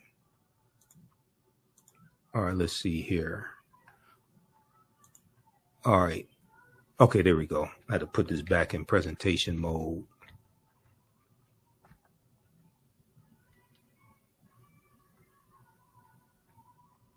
All right, stand by. I'm trying to get back to this here. There we go. All right.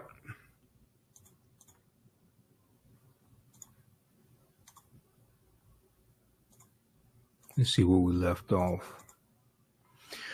Okay, so where does the name Easter come from? Where does the name Easter come from? Saint Bede, also known as the Venerable Bede, B-E-D-E. He was the 8th century author of Historia Ecclesiastica Gentis Anglorum, ecclesiastical history of the English people. He maintains that the English word Easter, E-A-S-T-E-R, the English word Easter comes from Eostre, E-O-S-T-R-E, or Eostre, E-O-S-T-R-A-E, who was the Anglo-Saxon goddess of spring and fertility. The Anglo-Saxon goddess of spring and fertility. Now, other historians maintain that the word Easter derives from in albis, A-L-B-I-S, a Latin phrase that's plural for alba, A-L-B-A, or dawn, D-A-W-N. And they say that they believe that those alba in albis became Eostarum, E-O-S-T-A-R-U-M, in Old High German. And Old High German is a precursor to the English language today. I'm going with Venerable Bede. The Venerable Bede's explanation makes more sense. Despite its significance as a Christian holy day, many of the traditions and symbols that play a key role in Easter observances actually have roots in pagan celebrations,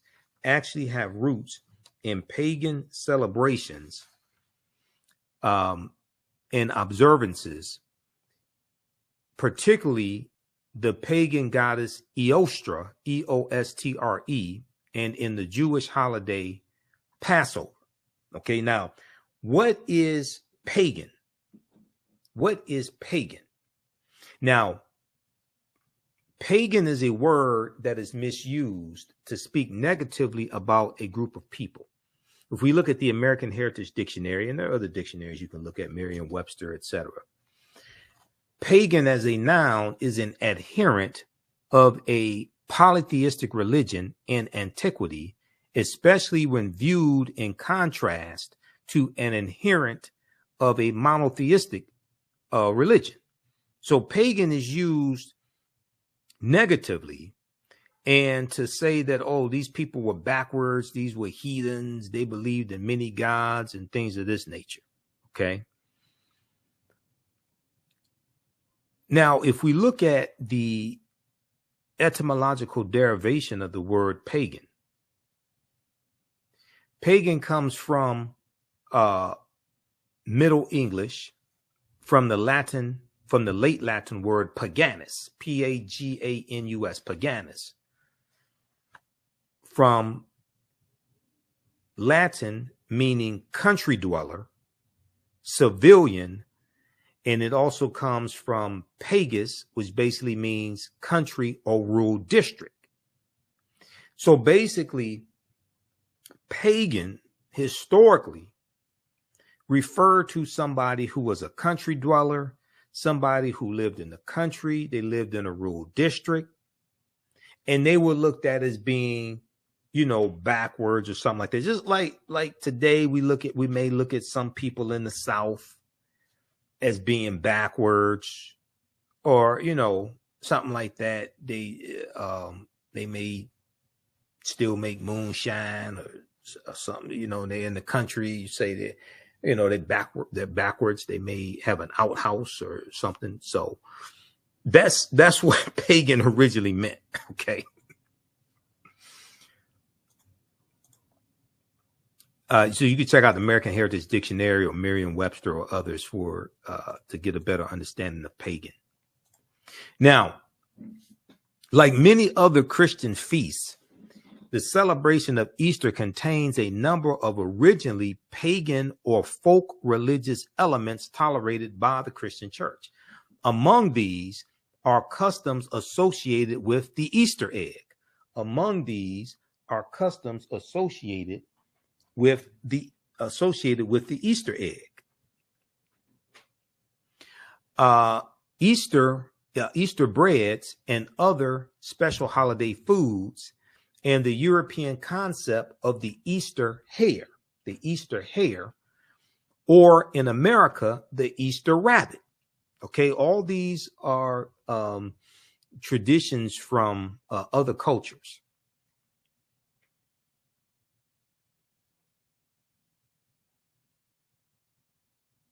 Now,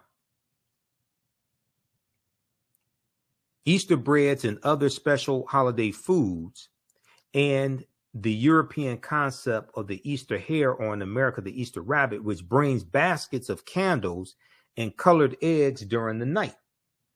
Now, somebody will probably ask the question, well, why do rabbits lay chicken eggs? Why do rabbits lay chicken eggs? What does this have to do with Easter? Okay, and that would be a very good question. Let's look at this. Now, the pagan roots of Easter involve the spring festivals of pre-Christian Europe and the Near East, which celebrate the rebirth of vegetation, welcoming the growing light as the sun becomes more powerful in its course towards summer. So you're dealing with astronomy once again, because that is the summer solstice, which falls on June 20th or 21st, right around there, the summer solstice, which marks the first day of summer. Now, it is significant that in England and Germany, the church accepted the name of the pagan goddess Easter, E-A-S-T-R. In the Anglo-Saxon name is Eostra, E-O-S-T-R-A, I should say, Eostra, E-O-S-T-R-A. Her name has several meanings, and they accepted her name for this new Christian holiday.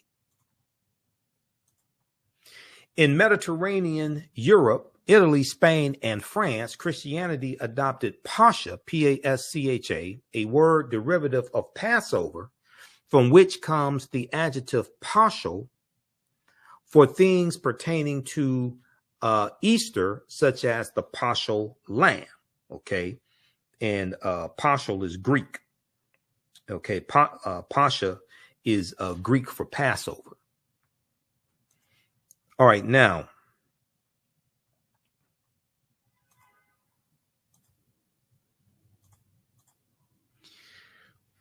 when we look at the goddesses Eostra and Ostara, the name Easter may have come from Eostra or Ishtar, E-S-E-A-S-T-R-E,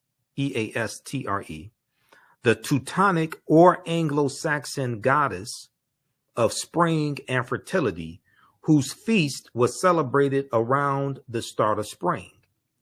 She is associated with the hare, H-A-R-E, which is a large rabbit, and egg, both symbols of creation. So the rabbit or the hare, H-A-R-E, is a symbol of creation, just as the egg is a symbol of creation. So now we start seeing where these symbols come from that are put together in the Easter basket. And we have our children believing that rabbits lay chicken eggs because we don't know the backstory. Now, Ostara is a Germanic goddess who was always accompanied by a hare, a rabbit, possibly the ancestor of our modern Easter bunny. The association of both the rabbit and eggs with Easter is probably the vestige of an ancient springtime fertility rite. So, going back to the paper that Dr. King wrote dealing with the influence of the mystery religions, I don't know how many people know this, but ministers and pastors, things like this, when they go through the seminary, they take a class, at least one class in comparative religions.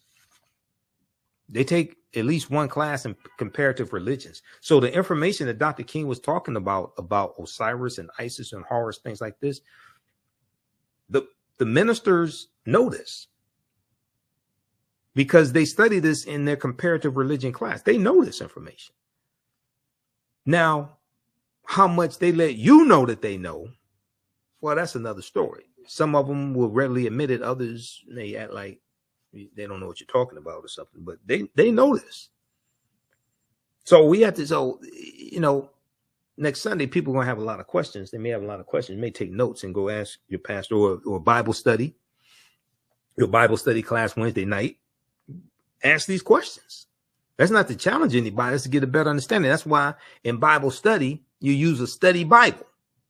Okay, you use a study Bible, not a devotional Bible in Bible study class, because it's designed to gain a deeper understanding, not to memorize passages, but to gain a deeper understanding.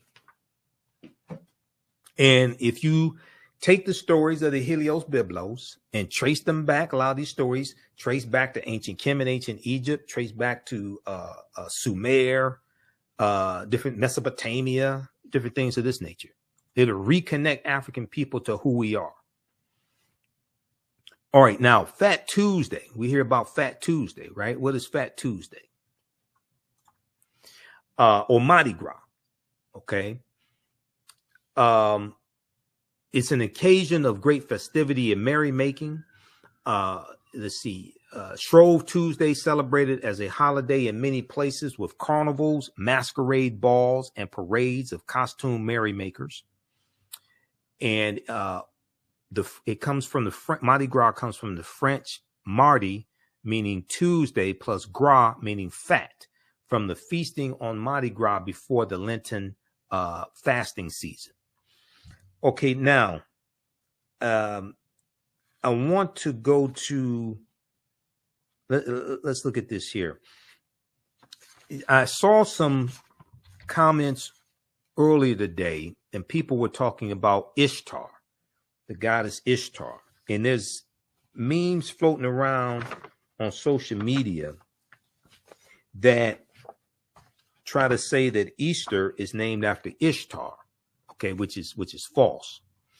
So let's look at this piece here from Scientific American called Beyond Ishtar, the tradition of eggs at Easter.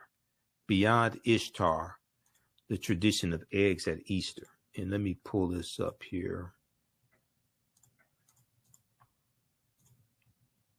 Where is this? I thought I had this. I think I have it up here. Yeah, this one right here from Scientific American. This is from March 31st, 2013.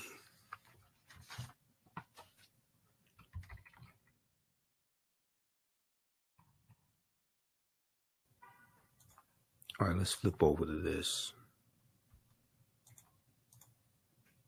Everybody give us a thumbs up, give us a heart, give us a like on this broadcast. Share this broadcast on your social media platforms. Invite your friends to tune in. Tell them to ask, tell them to post their questions, take notes. Okay, so this article is by Cristo da Costa, March 31st, 2013. Beyond Ishtar, tradition of eggs at Easter.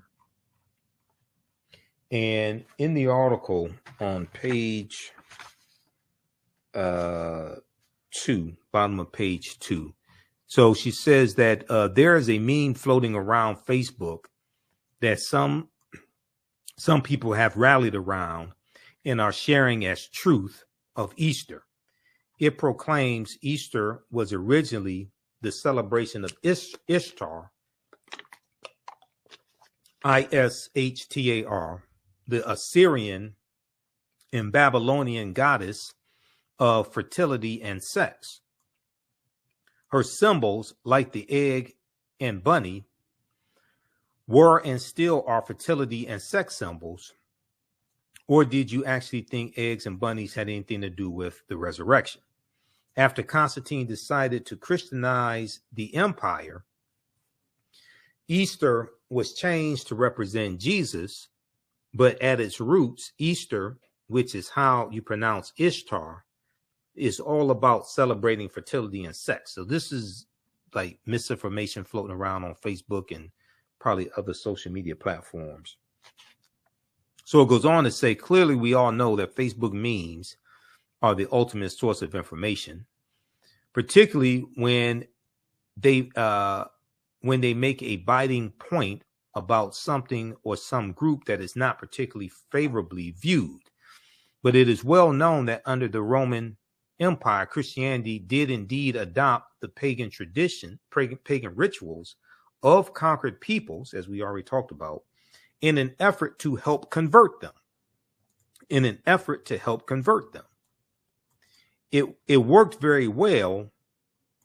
It worked pretty well as a strategy, as it allowed the conquered peoples to continue a semblance of their observances as they remembered, and with time, the population would be replaced with those who only knew the new traditions. So the elders die out, and then you have the children who don't know the traditions, who don't know the ways of their ancestors, and they just buy into the new traditions imposed upon them by the conquerors, by the colonizers. This is not a secret. However, there are a few things wrong with the Ishtar meme that a simple Google search will turn up. Now, Ishtar was the goddess of love and war and sex, as well as protection, fate, childbirth, marriage, and storms, S-T-O-R-M-S, storms. There's some fertility in there, but as with Aphrodite, there is also an element of power. Her cult practiced sacred prostitution. Where women waited at a temple and had sex with a stranger in exchange for a divine blessing and money to feed hungry children or pay a debt. Ishtar's symbols were the lion, the morning star, and 8 or 16 pointed stars, again symbols of power. The word Easter does not appear to be derived from Ishtar, but from the German Eostre, E-O-S-T-R-E, the goddess of dawn, D-A-W-N, and a bringer of light. English and German are in the minority languages that use a form of the word Easter to mark the holiday. Elsewhere, the observances is framed in Latin Pascha, which in turn is derived from the Hebrew Pesach, P-E-S-A-A-C-H, meaning or associated with Passover. Ishtar and Easter appear to be homophones. They may be pronounced similarly, but have different meanings. So they may sound similar, but they're different and not the same thing. It's just like yesterday in my class, we talked about how Africa is not named after Publius Quinctius Scipio Africanus.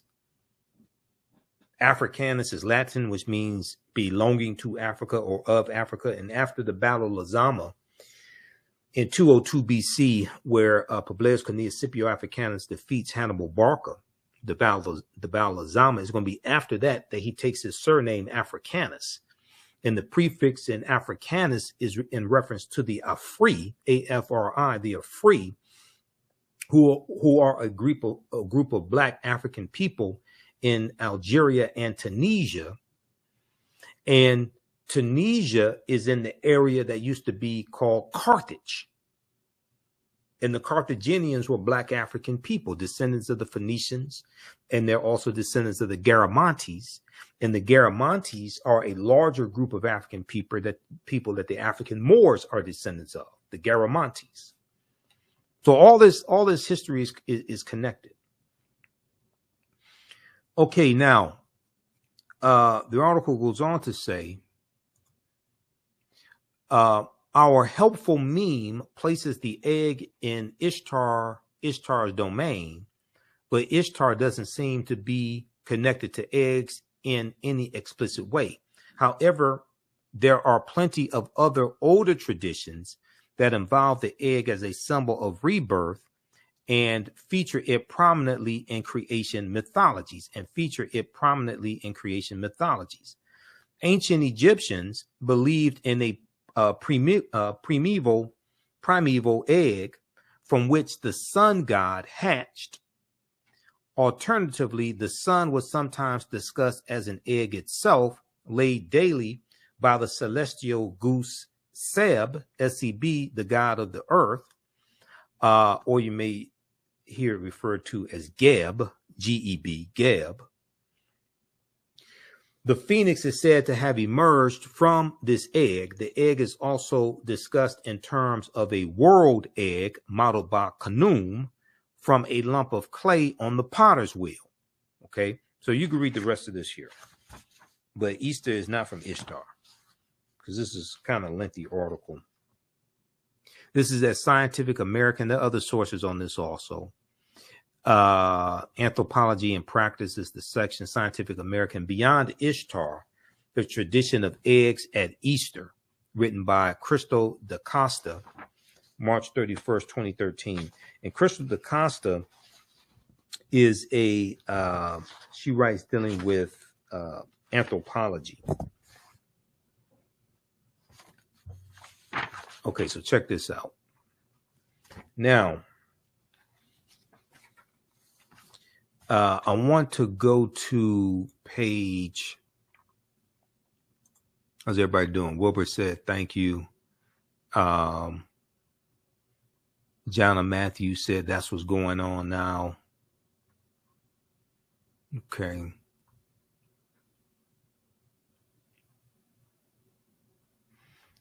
All right. Let's continue here. I want to go to page 95 of Nile Valley Contributions to Civilization by Tony Browder.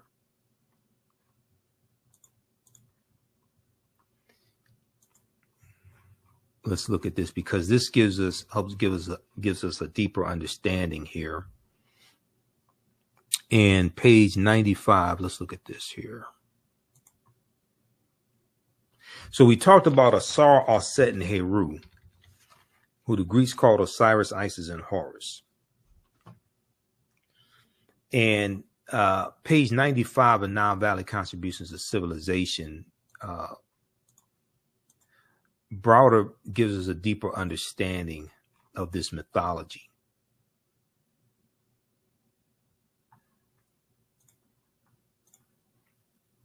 And he said, do I have the zoom in? Did I zoom in on this? What did I? Okay. He says that the story. So if you have the book at home, Nile Valley Contributions to Civilization by Tony Browder, you can pull the book out. This book right here. This is one of the books we use in my 12-week online course also. You don't have to buy any of the books to follow along in the class. We do we show you excerpts of the book on the screen, but if you have it, you can use it. Okay, so page 95, Browder says, the story of Asar, Aset, and Heru is the first story in the recorded history of man of a holy royal family, the Trinity, immaculate conception, virgin birth, and resurrection. Evidence of this Trinity is known to have existed in ancient Nubia or Ta-Nehesi, which is the mother of ancient Kemet, as late as 3300 BCE. As late as 3300 BCE, before the Common Era, or BC. Carved on the walls of the Temple of Luxor, circa 1380 BCE, before the Common Era, or BC, are scenes that depict the following. Scenes that depict the following. Number one, the bottom, panel number one at the bottom, my left. The Annunciation, the Neter Dehuti, who the Greeks called Thoth, is shown announcing to the virgin Auset the coming birth of their son Heru, or who the Greeks called Horus, as Dr. Martin Luther King Jr. explained in his book dealing with the influence of the mystery religions on Christianity. Now, so this is the Annunciation. We've all heard of the Annunciation.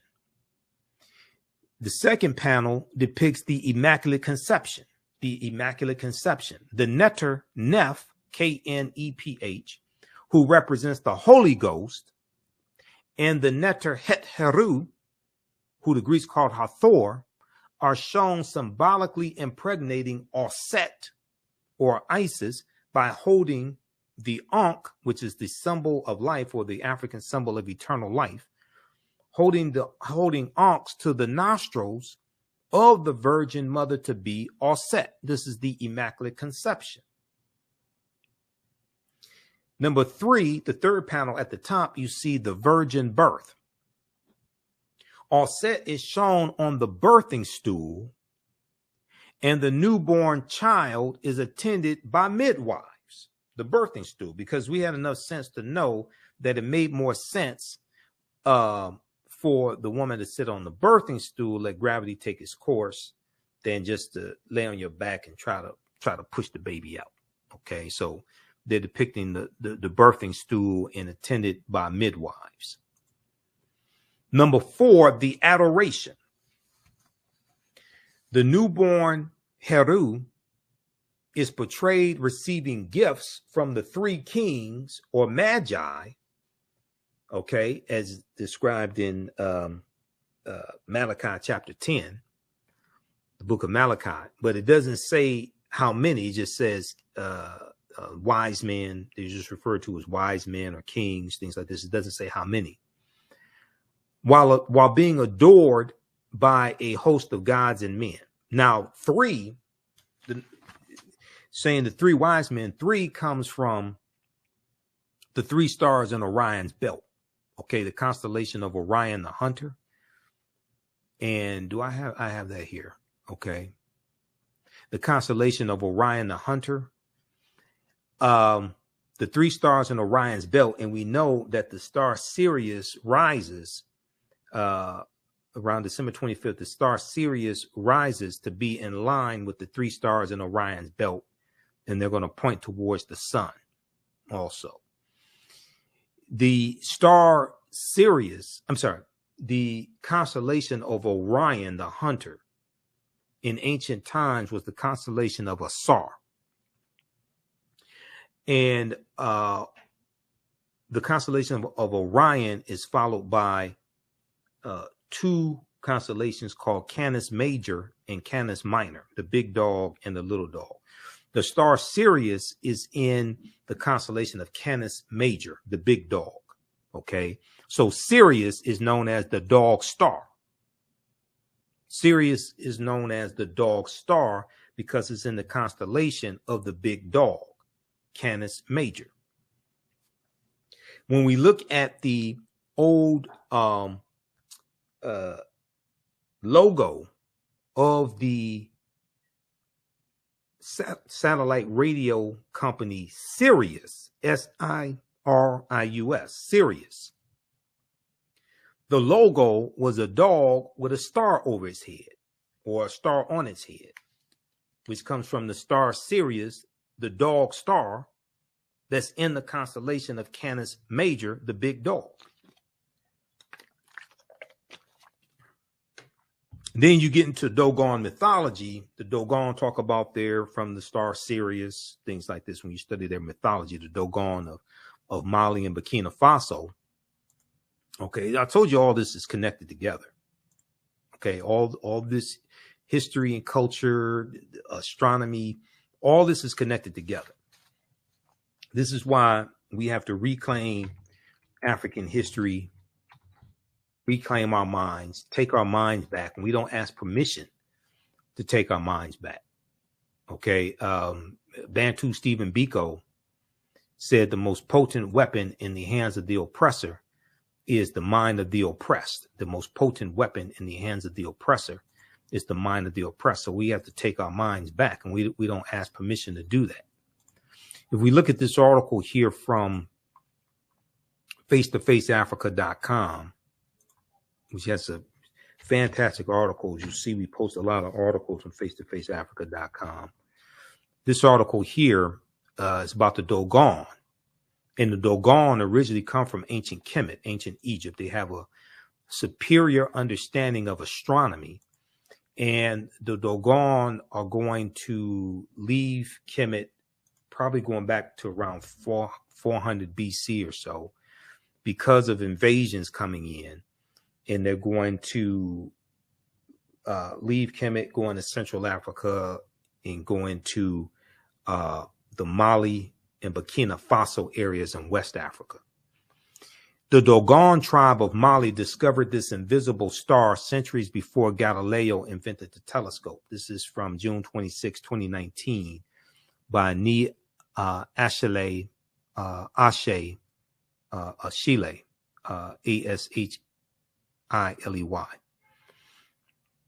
Here is a picture of a Dogon, probably man, wearing one of the Dogon masks. The Dogon tribe is a community of people living in present-day Mali. Their original point of migration to their present locale is not known. However, some scholars have traced their ancestry to the ancient Egyptian empire. They are about 300,000 in population, occupying about 700 villages with an average of about 500 inhabitants per village. The Dogon tribe possesses a rich oral history and knowledge of astronomy. A rich oral history and knowledge of astronomy, and this dates as far back as 3200 BC. As far back as 3200 BC.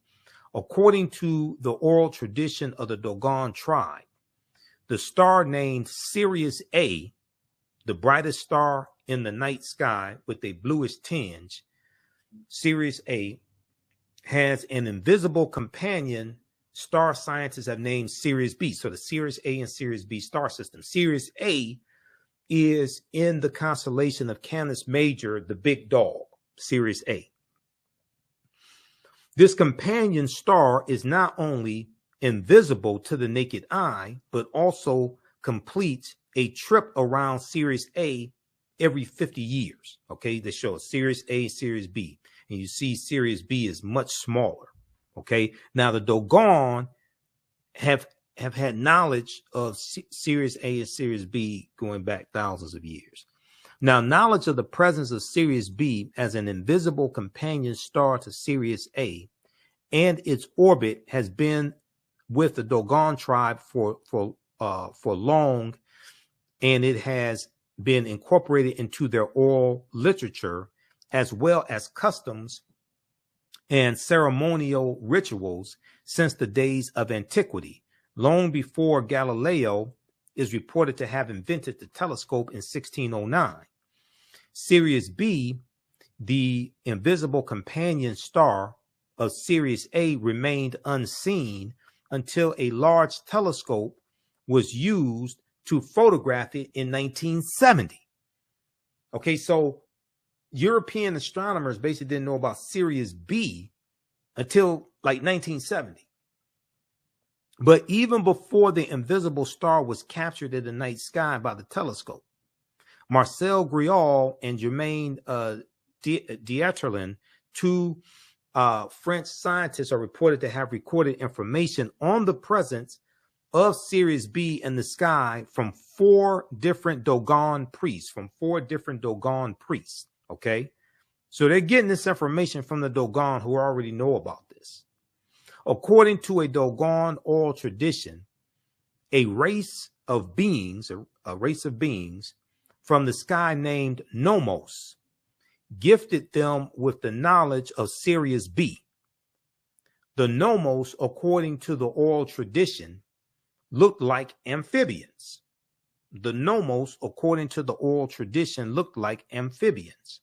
They came down to the Dogon in what resembled an ark, and also taught them many things concerning their own solar system.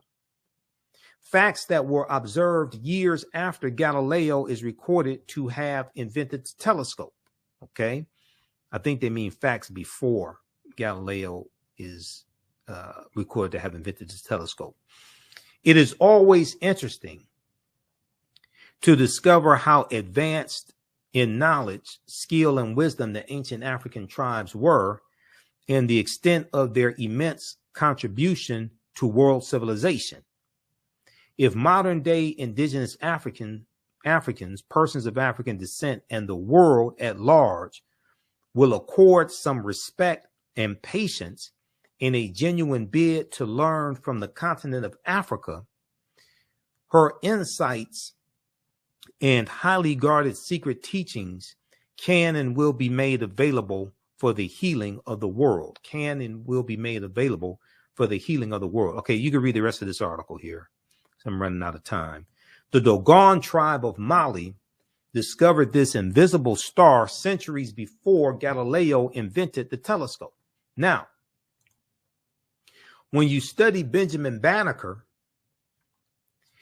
and Benjamin Banneker did the surveying for the layout of Washington, D.C., and the layout of Washington, D.C. is a copy of the layout of ancient Kemet. And this is what our brother Tony Browder breaks down in Egypt on the Potomac. Okay, his book, Egypt on the Potomac. This is one of the reasons why we use this book in our class. Okay, because I know Browder personally. I've interviewed him a number of times. Fantastic book. Benjamin Banneker, it's believed that Benjamin Banneker's grandfather, I think it was his grandfather, it's believed his grandfather was Dogon. And Benjamin Banneker had a superior knowledge of astronomy. Okay? So this is why when you see me on Roland Martin Unfiltered, I'm on every Friday as a panelist. You see me on Faraji Muhammad's show, The Culture, on the Black Star Network, Black Star Media Network, Roland Martin's network. You watch the African History Network show. This is why when you hear me talk about reparations, I say the concept of reparations, the root concept means to repair the damage of something that was done, to make you whole again, to restore you back to a state prior to when the damage was done, to make you whole again. This is why I say to repair the damage, you first have to analyze who African people were and what African people had before we were put into an institution of chattel slavery that stripped us of African history, culture, language, spiritual systems, family ties, nationality, folklore, mores, cosmology, all of that, our land. You have to analyze who African people were before the trauma was inflicted to understand how to repair the damage and what to restore us back to. Yes, cash payments can be part of the repairing of the damage. Cash payments alone is not reparations because you have not properly analyzed the damage that was done. What we should be striving for is to be restored back to the status of our ancestors. If you start the analysis of African people in slavery, then you are already coming to the conversation at an intellectual deficit. because you don't understand who African people were before we were put into the institution of slavery. That's why a lot of this stuff floating around masquerading as reparations is wrong. You haven't done a proper analysis. And cash payments can be part of a comprehensive reparations program to repair the damage. It's going to take a generation of repairing the damage. But watch the information that the videos I have dealing with reparations. It's totally different than a lot of this stuff floating around. But see, I'm a historian. You first have to analyze who African people were before the damage was done, because we need to be restored back to that. Not think that you are repairing the damage because we get a check of whatever amount, however many zeros you want to put in it, because our ancestors worked for 246 years for free. That's not repairing the damage, because you haven't assessed what the damage was. Then you have to understand the laws and policies that were put in place after slavery ended that bring us right to where we are today, that has maldistributed wealth, power, and resources into the hands of Europeans, because you have to change those laws and policies that continue to inflict the harm. Just giving a check don't address the laws and policies that have continued to inflict the harm, and have done so for the past 158 years. All right, let's continue. This is not a broadcast about reparations. But once again, like I said, all this is connected. Okay, now let me try to hurry up and finish this. Let's look at page, that was page 95. Let's look at page 198 of Nile Valley Contributions to Civilization.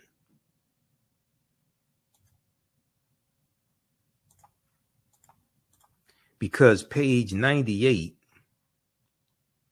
deals with, let me see, let's go to this. I want to go to, no, I want page 168, I should say. Page 168 deals with, that's 95. This is 168 right here. This deals with understanding how ancient Kemetic deities influenced the deities of the Greeks and the Romans. And it talks about Dahuti, who we just saw on page 95, who delivered the Annunciation to Auset, that she was going to give birth to Heru. Okay, so we see Dahuti here, the ibis-headed netter, who carries two staffs. And if we look at this here, okay, Dahuti, the netter of science, writing, measurement, divine articulation of speech, and medicine, holds in his hands two staffs with entwined snakes. Okay, two staffs with entwined snakes. Each staff has a snake wrapped around it. One serpent wears the crown of Upper Kemet, Upper Egypt, and the other wears the crown of Lower Kemet, Lower Egypt. Dahuti was referred to as Thoth by the Greeks. Now, the second deity is Hermes amongst the Greeks. Hermes was the Greek equivalent of Dahuti, who is shown carrying a staff which has two entwined snakes, a staff which has two entwined snakes. It was called the staff of Hermes, Hermes, Hermes. In Greek mythology,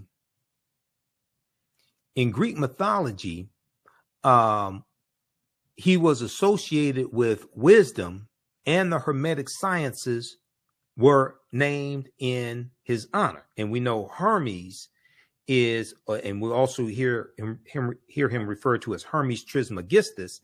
This is going to be very important when it comes to Freemasonry and the books of Freemasonry. And Freemasonry is based upon a watered down version of the teachings coming out of ancient Kemet, ancient Egypt. Now, the third one that you see here, the third deity is Mercury. Okay.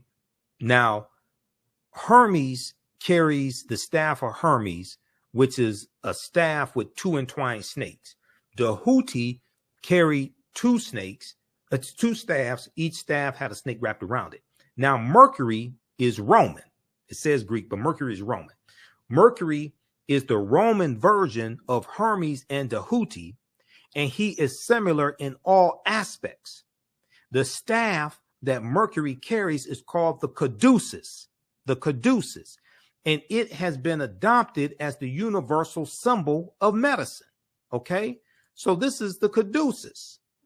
So when you see the caduceus and you see like different medical associations have the staff with two snakes wrapped around it and the wings of Ma'at, or the wings of Ra, that's an ancient African symbol that is basically stolen from Africa, but Africa does not get the credit for it. When you look at the symbol of the American Medical Association, it has a staff with a snake wrapped around it.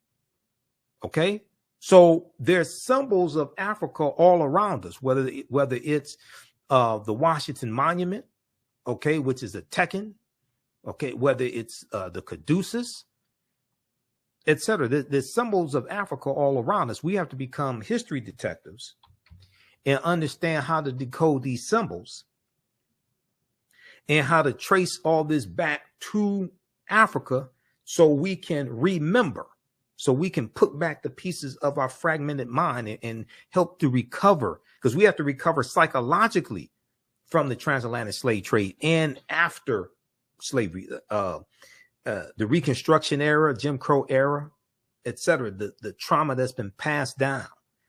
We have to recover psychologically. Part of repairing the damage of a legacy of slavery and Jim Crow segregation and racism and redlining, housing discrimination, things like this, is to be repaired psychologically. We're dealing with a people who have largely been taught to hate themselves. We're dealing with a people who, most of us still have the names of our former slave masters and don't know our original names, don't know our original nationalities, don't know our original tongues, don't know our original languages, have been cut off from our family ties. Just giving a people who have largely been taught to hate themselves and who have been psychologically damaged money. If we want to be honest, we all know if we all got $1 million today, white people have it all back by this time next week. The only thing you would have done is stimulate their economy. The damage is still there. The laws and policies that continue to inflict the harm today and maldistribute wealth upon resources are still there. You haven't repaired the damage. Okay, you can't, like I said, cash payments can be part of a comprehensive repairing of the damage program, but just giving cash payments and think you're repairing the damage is even worse than putting a Band-Aid over a bullet wound, because you haven't even removed the bullet that's causing the trauma. You're putting a Band-Aid over a wound with the bullet still in it causing the trauma. You haven't even removed the bullet.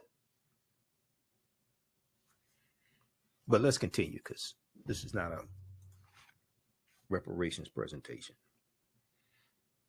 Okay, so that was page 168. We did that. And I talked about patron saints, right? So what is a patron saint? Because what happens is when we study Christianity, and they like to talk about all the Africans, they believed in many gods and things like this, and they were all heathens and pagans and you know, well, what they did in Christianity was, now this may go outside the circumference of some people's awareness, okay? Just because you disagree with it or don't like it does not mean it's not true. This means you have to do some research to understand what I'm talking about. What they did in Christianity was they replaced the Neteru the forces of nature, the different deities like coming from ancient Kemet, ancient Egypt, they replaced them with the patron saints. And in the okay, so when we just looked at page 168 of Nile Valley Contributions to Civilization by Tony Browder, and we looked at the Houthi, Hermes, and Mercury. Okay, and Mercury is a messenger, and the Houthi delivered the Annunciation to the Virgin all set. Okay, well, in the Christian tradition, who delivers the Annunciation to the Virgin Mary? That's Gabriel, the messenger angel. Gabriel, the messenger angel, delivers the Annunciation just as the Houthi delivered the Annunciation. So what you're going to see in Christianity, you're going to see emissaries, you're going to see helpers of the Creator, helpers of Yahweh, or whatever name you want to put on it. Some people talk about the Elohim. You're going to see helpers of the Creator, just as in ancient Kemet. They believed in one supreme force, but the netter, netter for singular, netaru for plural, were the different manifestations of that one supreme being. And the different netaru dealt with different aspects of nature, whether it's fertility and love, sex, things like this, agriculture, what have you. It's the different manifestations of that one supreme force.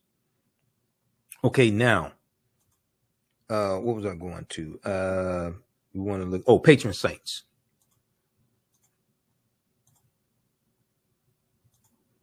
Believe me, I'm trying to hurry up and wrap this up, but I have a list here of what to get through.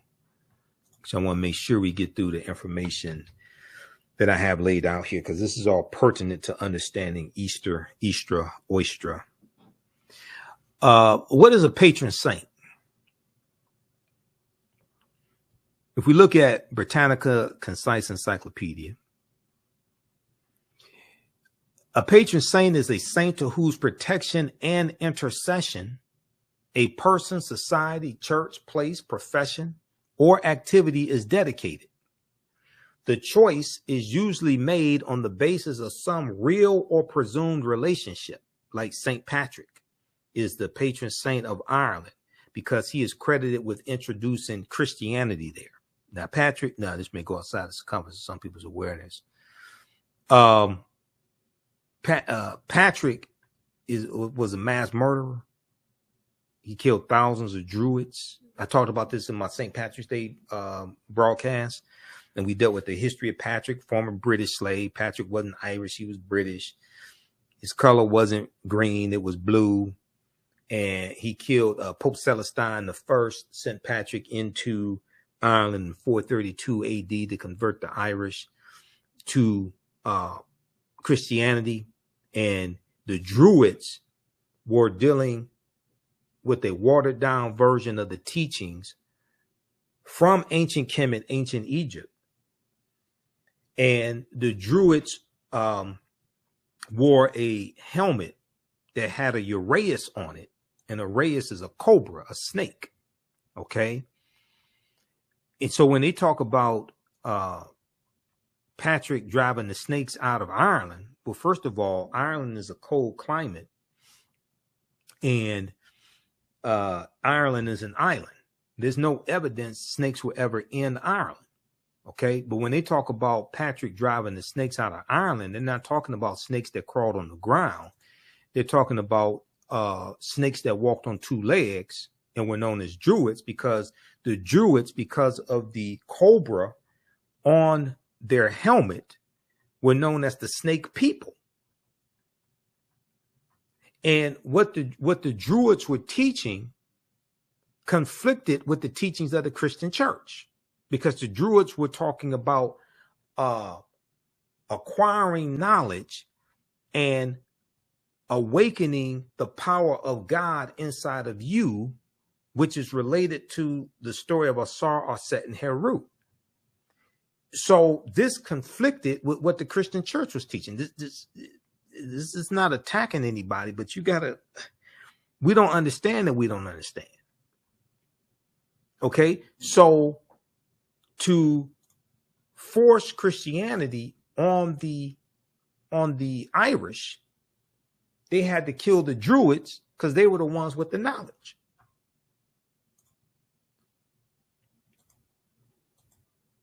Let me bring up this. I'm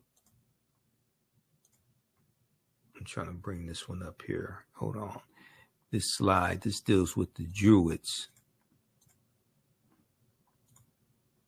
Which one is that? Okay, yeah.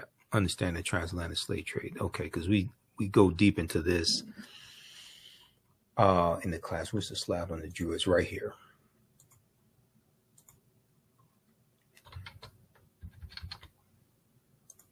All right. So the Druids wore a helmet like the priestly kings in ancient Kemet. Okay. And the word Druid in Old Irish means he who knows, he who knows. And what the Druids were dealing with, their teachings, it was called the gnosis, or the true knowledge. All right. And what the ruling elite were dealing with in Europe was a watered down version of the teachings coming from ancient Kemet, ancient Egypt.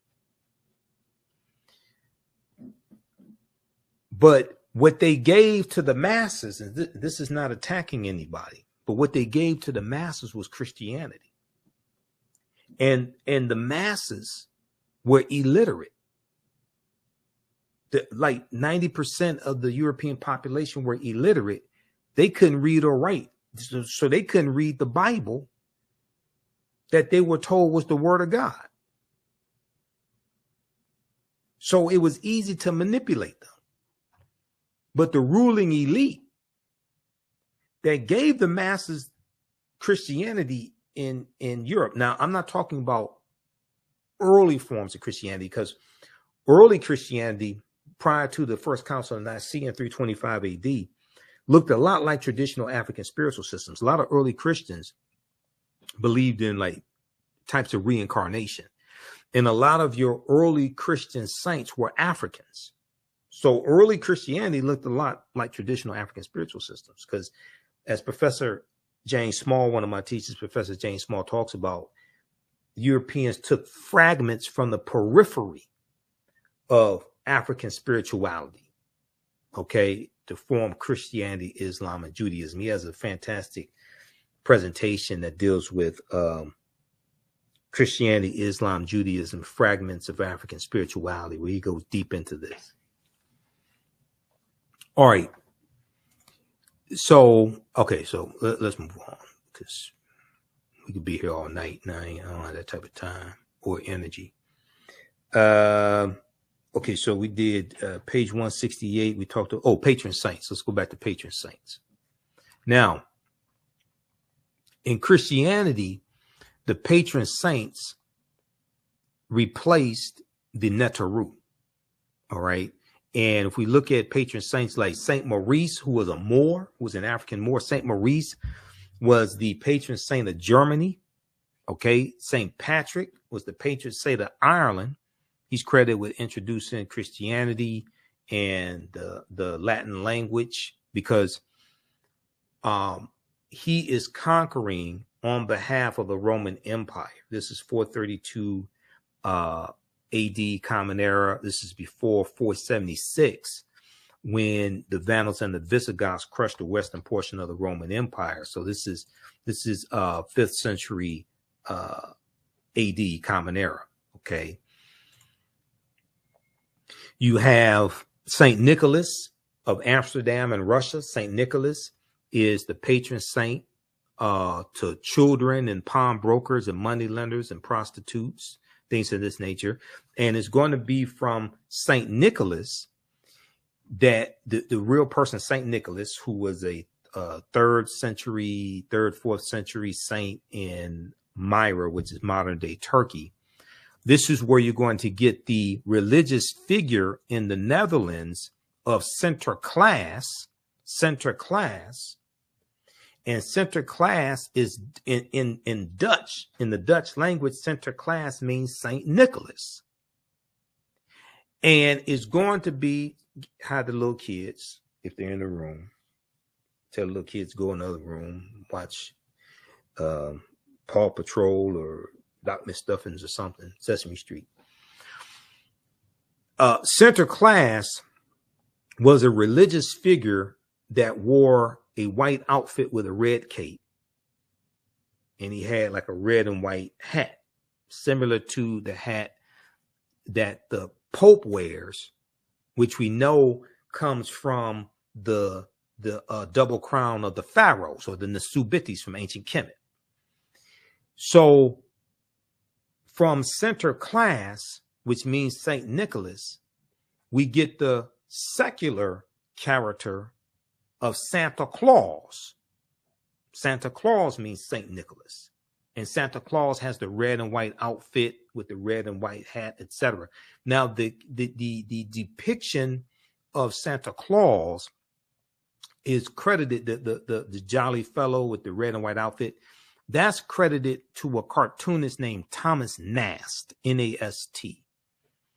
And one of the things in literature that really popularized Santa Claus, the secular character of Santa Claus, is the poem A Visit from St. Nicholas by the Reverend Clement Clark Moore.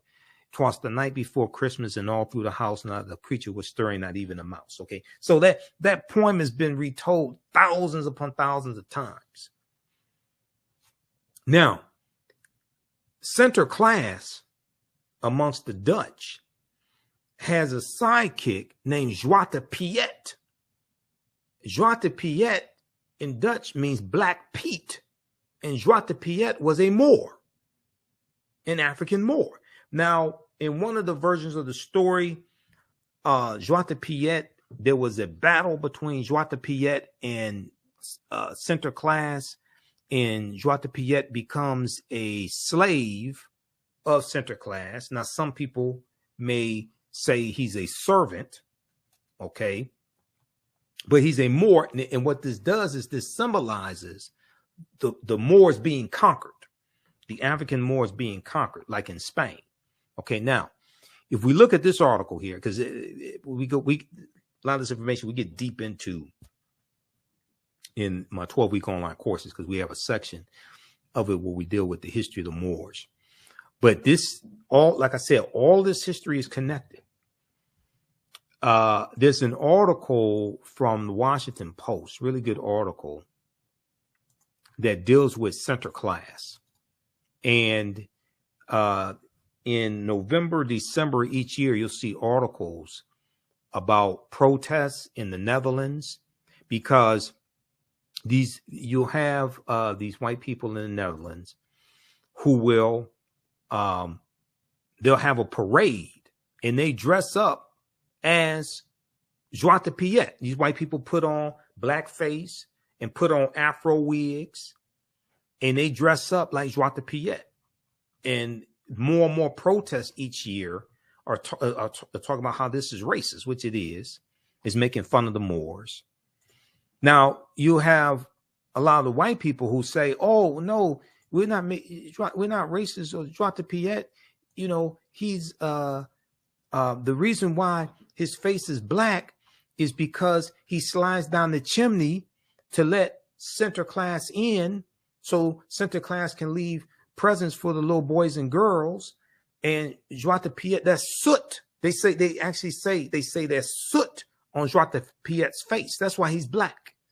It's nothing racist. No, it's soot on his face. It's not on his clothes. The soot is not on his clothes. It's just on his face." Okay. So if we look at this article quickly, Sinterklaas and Zwarte Piet, why a holiday has me talking to my kids about blackface. This is by Tracy Brown Hamilton, December 4th, 2018. So she talks about talking to a child about racism and things like this. She said, we live in the Netherlands, a country that generally prides itself on its liberal tolerance and post-race identity. Okay, she's talking about Eric Garner. The tradition, and she talks about the tradition of Sinterklaas and Zwarte Piet. On the second Saturday of November, Zwarte Piet, Black Pete, arrives in the Netherlands on a steamboat from where? From Spain. From Spain. And we know that it's the Iberian Peninsula where the Moors go into in 711 AD, led by Tariq ibn Ziyad. They go from Morocco into the Iberian Peninsula, today known as Spain and Portugal. This is where they go, and they're gonna conquer the Vandals and the Visigoths, defeat them, and they're gonna settle in what we call southern Spain and call it Al-Andalus, which basically means like to walk in the spiritual path, walk in the spiritual light. So they say that Zwarte Piet comes in from Spain because that's where the Moors go into when they go into Europe, into Spain, what today we call Spain.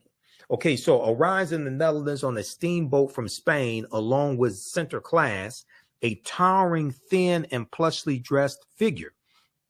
Hundreds of people gather to watch the steamboat arrive, with Zwarte Piet's dancing and waving while brass band music plays until Sinterklaas disembarks on a white horse, with Piet's walking at his side to greet and offer treats to children.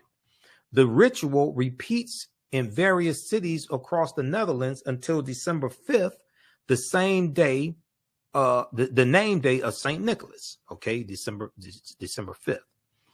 Zwarte Piet is, according to folklore, an assistant to Sinterklaas and of Moorish descent. He's an assistant to Sinterklaas and of Moorish descent. Now, some version of the story, he's a slave. They dress it up and say, oh, he's a servant, but it's still symbolizing the Moors being conquered.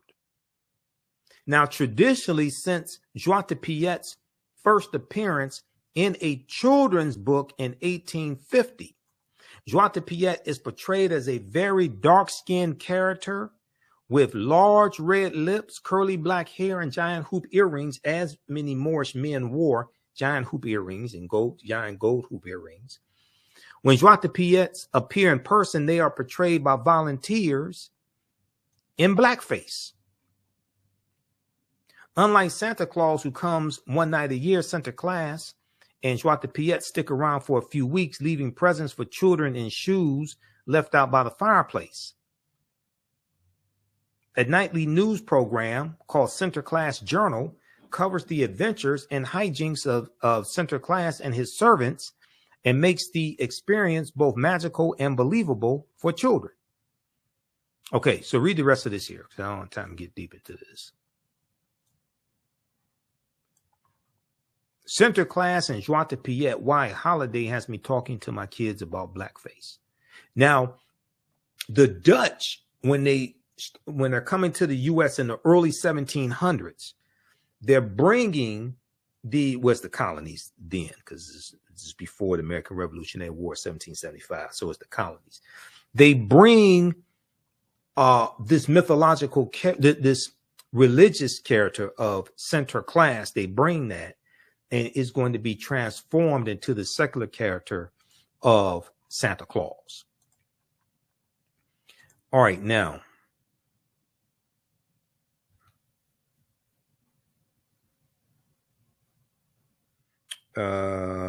Okay, let's go back to the proper presentation. I want to see where I am, because we got through a lot of this. And what was it? Oh, yeah, we talked about Tariq ibn Ziyad. And we talked about the Moors going into Spain. Okay, so in 711 AD, we know General Tariq ibn Ziyad leads his troops into the Iberian Peninsula, today known as Spain and Portugal. Renoko Rashidi has a really good article on this: Moors, Saints, Knights, and Kings, the African presence in medieval and Renaissance Europe. It's an article from AtlantaBlackStar.com. And also we used one of Renoko's books, actually two of his books in the class. Where's Black Star, the African Presence in Early Europe is one of them. Where's my Black Star? Black Star, the African Presence in Early Europe. Well, he gets deep into this information. That's one of the books we use. I don't know what to put my Black Star. Another one is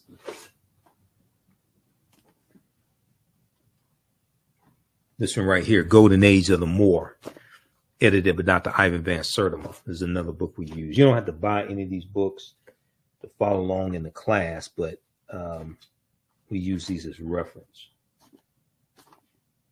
Black Star, I gotta find Black Star. It's around here somewhere. But anyway, I think I put it in this. I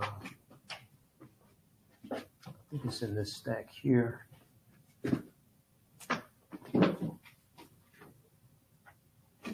All right, I can't find it. Here's a book everybody should have, The Destruction of Black Civilization by Dr. Chancellor Williams. Have and read. Don't just have it on your shelf. This right here, The Destruction of Black Civilization by Dr. Chancellor Williams. My Black Star, I don't know.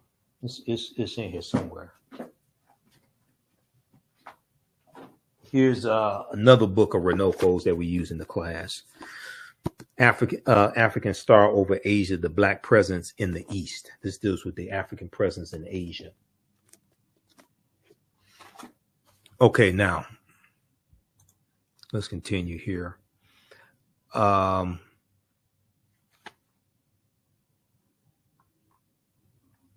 gonna wrap up here in a few minutes.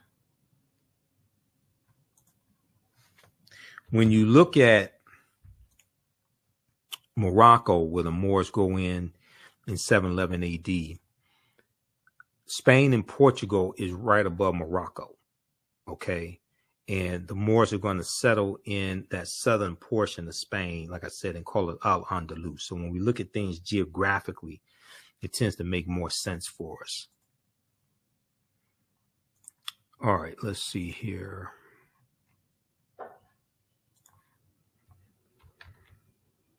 I'm almost done. Now, when we look at, okay, so we dealt with patron saints. Let's talk about the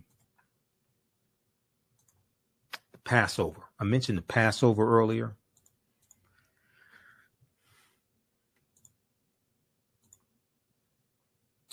There's a good article from history.com, official website of the History Channel, called Passover. And when we watch the Ten Commandments, we hear about the children of Israel and fleeing from Egypt, and they were slaves in Egypt, and the Pharaoh was so cruel, all this stuff, and then they're going to flee Egypt, and they're going to be led out by Moses, and Egypt is going to be cursed with 10 plagues because they treated the God's children so horribly, and God's going to punish them with 10 plagues and different things like this, right?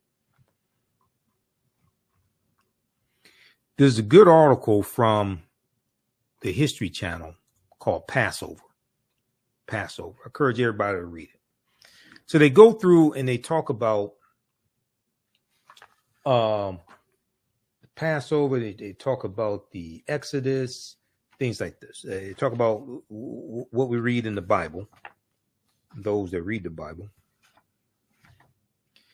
Then they go through, because they talk about the 10 plagues, things like this. According to the Hebrew Bible, Jewish settlement in ancient Egypt first occurs when Joseph a son of the patriarch Jacob and founder of one of the 12 tribes of Israel, moves his family there during a severe famine in the homeland of Canaan, etc.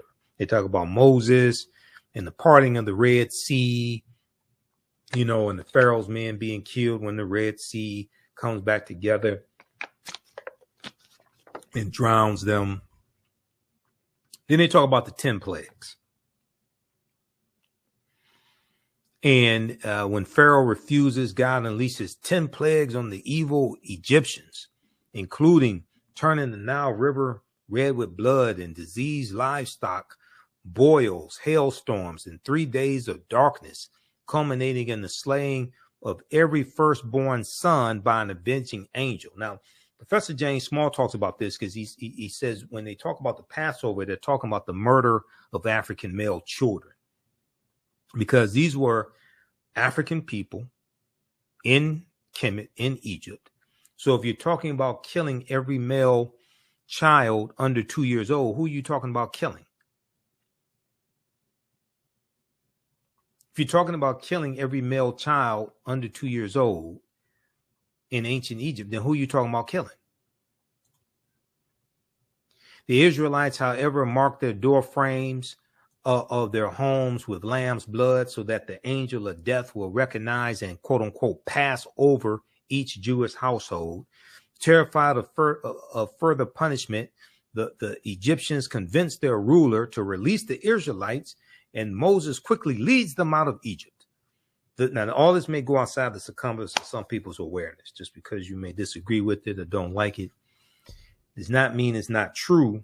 It just means you have to do some more research to understand what I'm talking about. The Pharaoh changes his mind, however, and sends his soldiers to retrieve the former slaves. They're saying that the Hebrews were slaves in ancient Kemet, ancient Egypt. As the Egyptian army approaches the fleeing Jews at the edge of the Red Sea, a miracle occurs. God causes the sea to part, allowing Moses and the followers to cross safely, then closes the passage and drowns the evil Egyptians. According to the Hebrew Bible, the Jews, now numbering in the hundreds of thousands, then trekked through the Sinai desert for 40 tumultuous years. Now, one account it says about 2 million of them. Okay, they say hundreds of thousands. One account is about 2 million of them. Some may say 1.5 million or a million. Okay, they trekked through the Sinai desert. Now, pay attention to this. They trekked through the Sinai desert for 40 years before finally reaching their ancestral home in Canaan, later known as the land of Israel. Okay, that's a good story. You know, right up there with Star Wars and Black Panther, and it was a good story. But let me ask you a question. What did 2 million people eat in the desert for 40 years? What I'm just asking this question. I flunked Sunday school, okay? What did 2 million people eat in the desert for 40 years? Or 1.5 million or 1 million? Where did 2 million people, or 1.5 million or 1 million or 100 or hundreds of thousands, where did they get water from 40 years in the desert? Where did they get clothes from for 2 million people for 40 years in the desert? What did 2 million people eat in the desert for 40 years?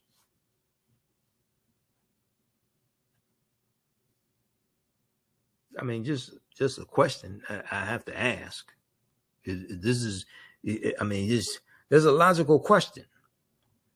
Okay. So let's continue. Now, there's a section here, and I tell you, everybody read this. Don't take my word for it. The name of this article is Passover from history.com, official website of the History Channel. It's called Passover. Okay. Where is it? Where's the title? Right here. Yeah, Passover. Go read this. Now, when you scroll down, there's a section here that will definitely go outside the circumference of many people's awareness. Like I said, I learned that from one of my teachers, Dr. Ray Hagins. Questions of historical accuracy. Questions of historical accuracy. Now, this is like the most important part of the entire article, because it says for centuries, scholars have been debating the details and historical merits of events commemorated during the Passover holiday.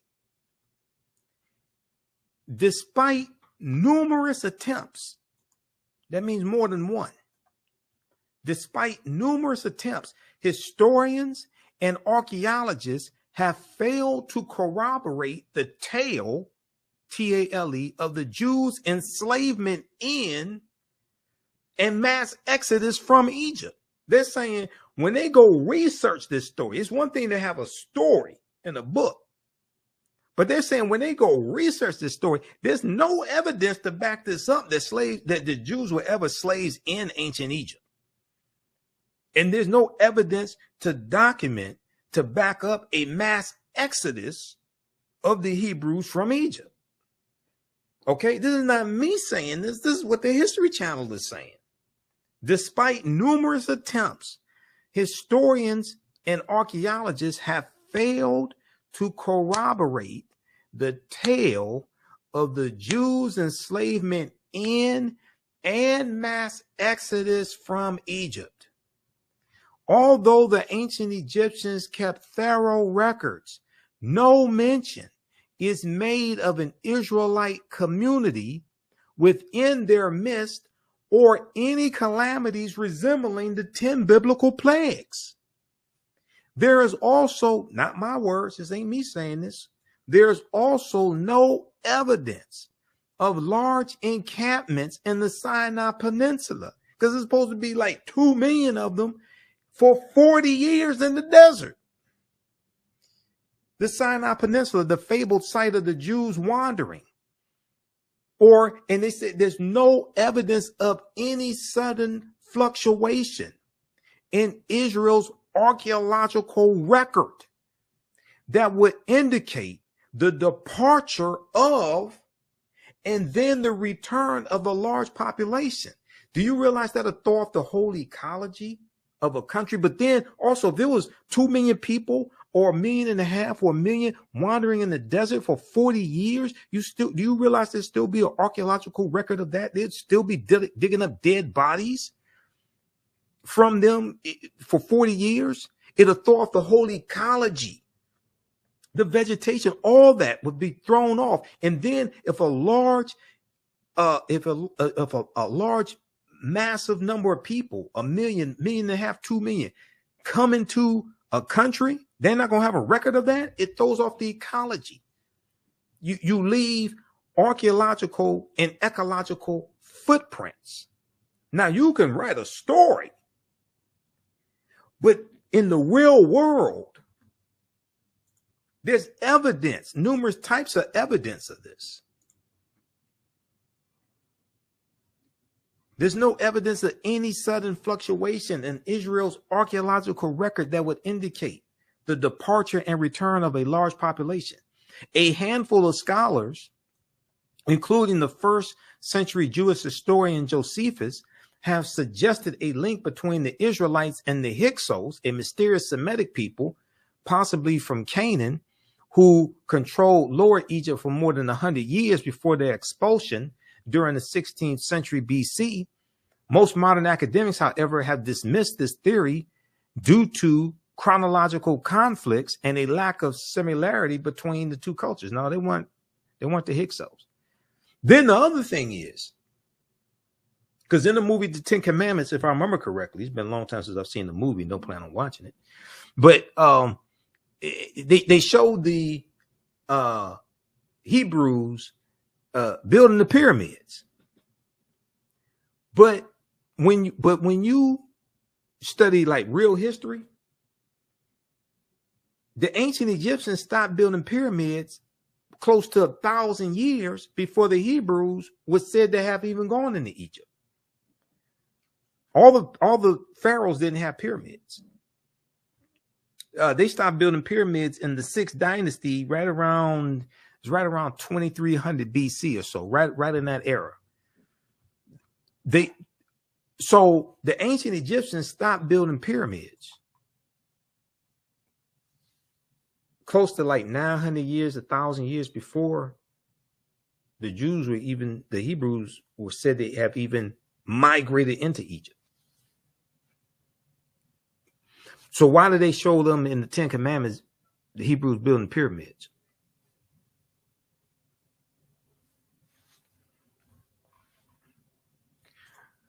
All right, now,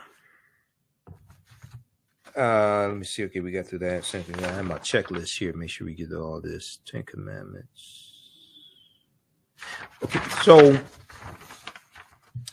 one last article we're going to look at here is from time.com, well, two, very quickly. The National Retail Federation has some good information dealing with the money that's involved in Easter. Once again, I'm not telling people don't celebrate Easter.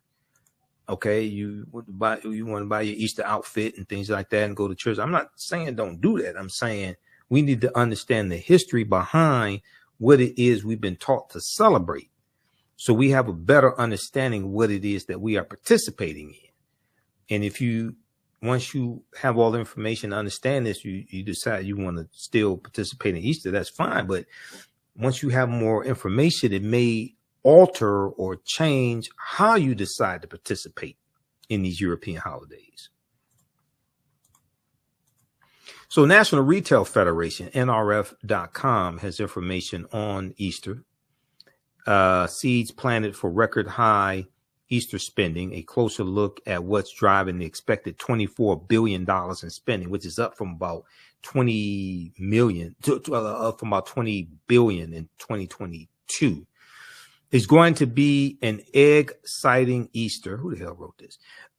With consumer spending for the holiday expected to reach a new high of $24 billion by the 81% of Americans who say they're celebrating, according to the annual survey from the National Retail Federation and Proper Insights and Analytics. Okay, National Retail Federation and Proper Insights and Analytics. Here's a closer look at how some consumers are making their springtime celebration memorable. Decorations and flowers blooming to new heights. Okay, so they go through and break all this stuff down. But it's expected $24 billion will be spent during the Easter season, buying clothes and Easter eggs and chocolate Easter eggs and jelly beans and all different types of things, like Easter baskets and all different types of things like this. Okay, so check this out from the National Retail Federation. They have information there on Easter. Seeds planted for record high Easter spending.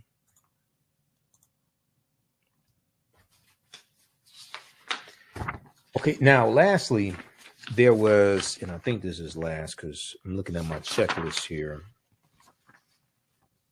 Okay, I'll show you something from BibleGateway.com because we didn't do that earlier. And then also, we'll look at the etymology of the word Jesus, and that should be it, because I have a list here of things to make sure to talk to you all about today. So there's a good article from Time magazine, time.com. Here's why Easter eggs are a thing. Here's why Easter eggs are a thing. And this is, okay, yeah, time.com right here. We'll pull this up. Now, also, if you like this type of information, if you want to learn more about our history, if you want to take one of my online classes, go to our website, AfricanHistoryNetwork.com, AfricanHistoryNetwork.com. Okay, there's a 10-week online history course called Ancient Kemet, the Moors, and the Ma'afa, Understanding the Transatlantic Slave Trade, what they didn't teach you in school. I teach the class on Saturdays, 2 p.m. to 5 p.m. Eastern Standard Time. Our next classes are Saturday, March 9th, Saturday, March 16th, March 23rd, and March 30th. Okay, and then we have a few more classes after that. The class is on sale, $80, regularly $130.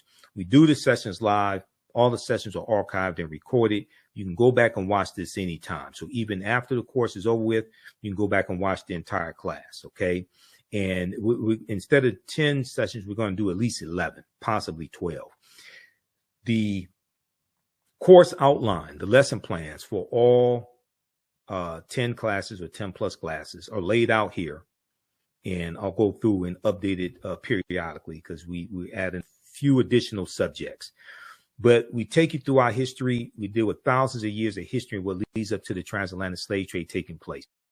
So we deal with archaeological discovery that have come out in the last 10, 20. So we deal with Egypt on the Potomac and how the layout of Washington, D.C. is based upon ancient African principles coming out of ancient Kemet, ancient Egypt.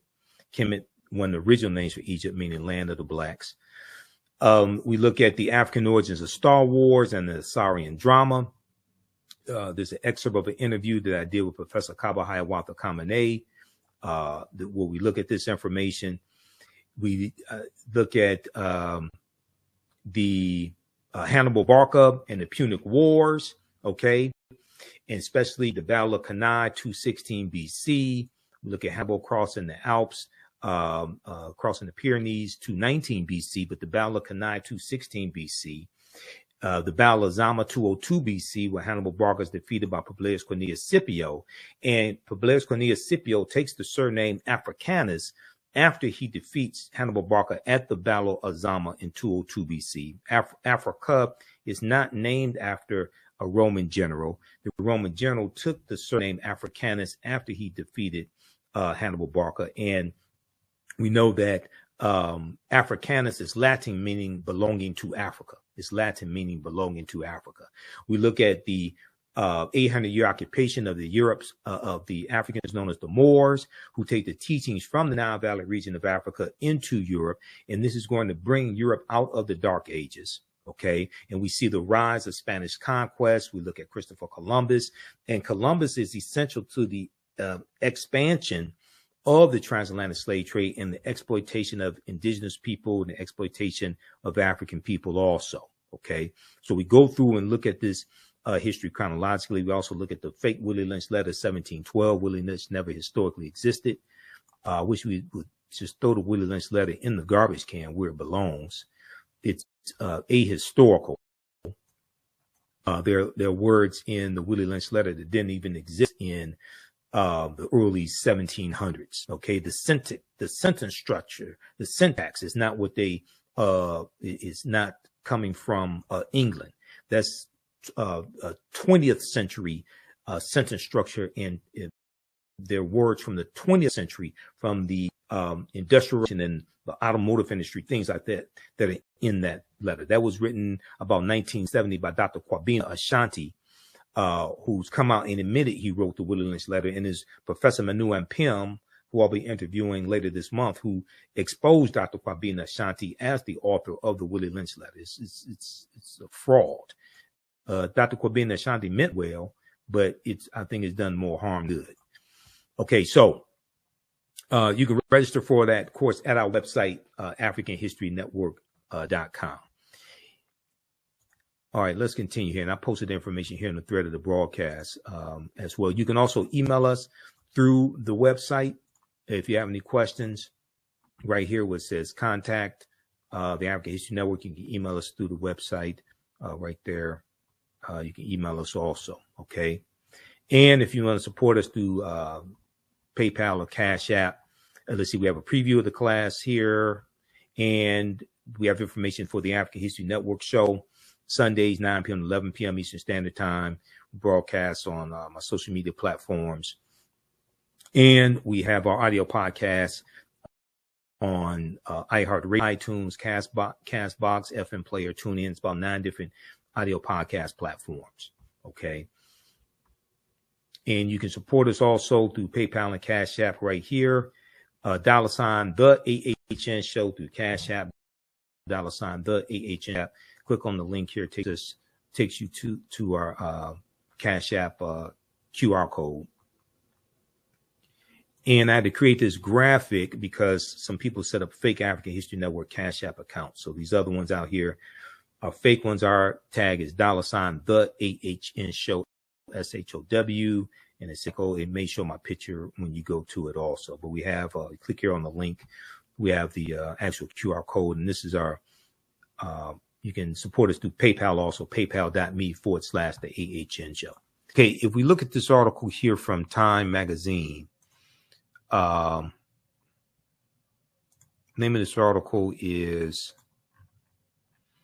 Here's Why Easter Eggs Are a Thing. Here's why Easter eggs are a thing. Okay. And this is by Olivia B. Waxman, April 6, 2023. It was updated. I want to scroll down, look at this piece here. The origin story of Easter eggs in medieval Europe.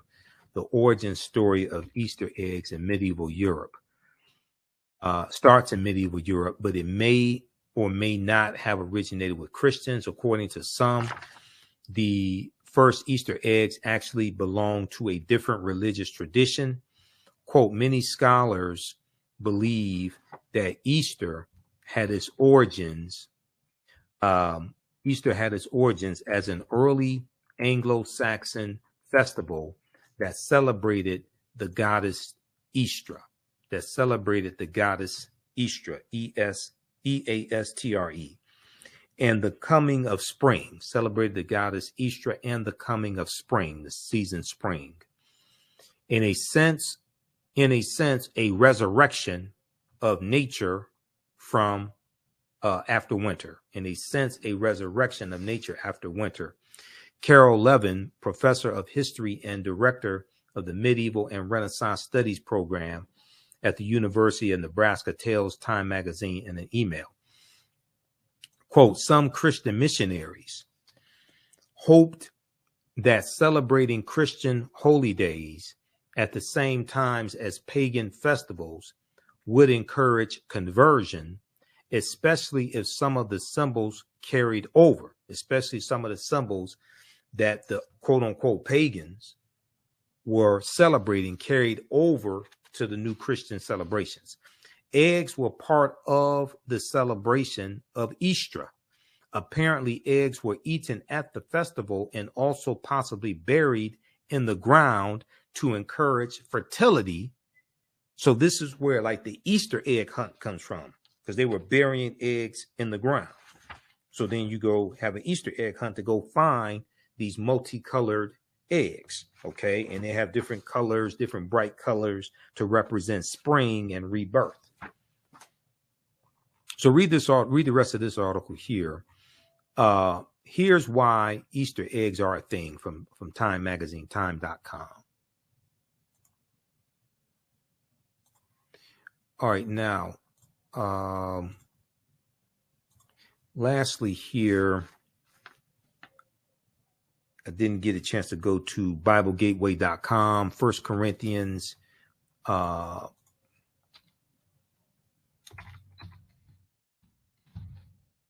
chapter 15, verse 4.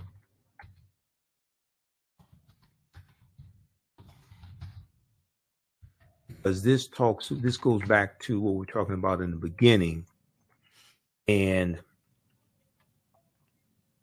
it deals with the resurrection. Let's see. This is what I want here. He's buried. Okay, right. So let's look at this quickly here. BibleGateway.com.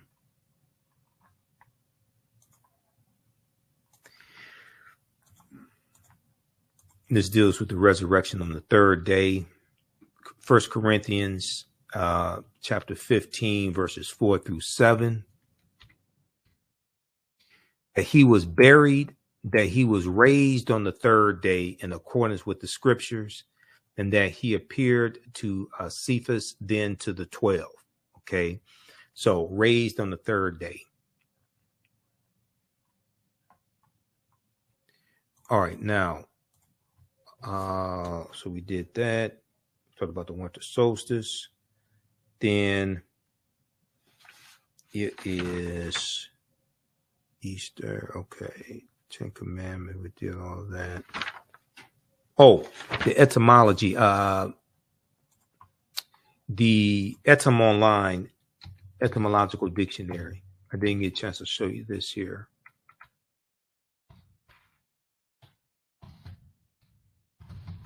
etymonline.com. If you look up Jesus in the dictionary,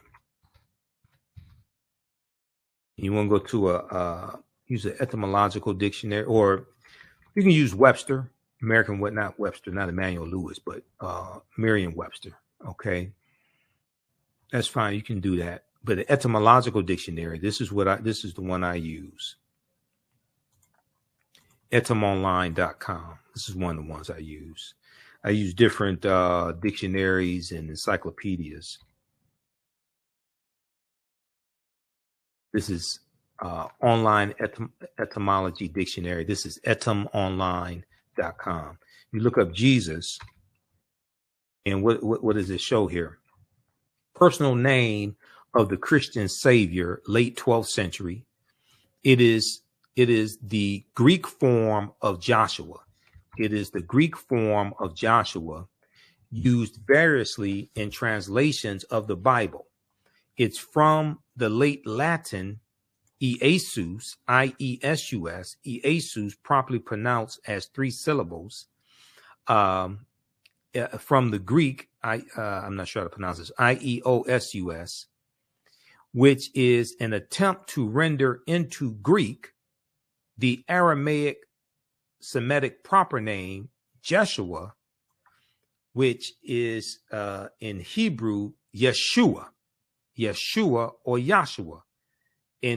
So Yeshua is Hebrew. Yeshua means Jah is salvation. Jah is salvation. This was a common Jewish personal name during the Hellenizing period. It is the later form of the Hebrew Yahshua, Y-E-H-O-S-H-U-H. Okay, so read this. So Jah is salvation. So when you listen to reggae music and you listen to Rastafarians and things like this, they're talking about Jah. Okay, that's what this is in reference to. Jah is salvation. If I told you all this is connected, you listen to Bob Marley and they talk about, or different types of reggae music, they talk about Jah. That's what this is in reference to. This is all connected. All right, now, let's see here. Okay, Jana said that's why the pagan holidays are wrong. Let's see. Chocolate Chip is in the house, says, so of our young people needs to understand. I think she means so many of our young people needs to understand where we started from. And as Mr. Imhotep stated, that they will know where they belong in our history. When I was talking about reclaiming our history, reclaiming our minds, and repairing the damage of legacy of slavery, Jim Crow segregation, etc. Smitty Rock 70 said interesting. Okay, Jana Matthews posted some emojis. All right. Okay, one Pretty Boy 11 said great show and information.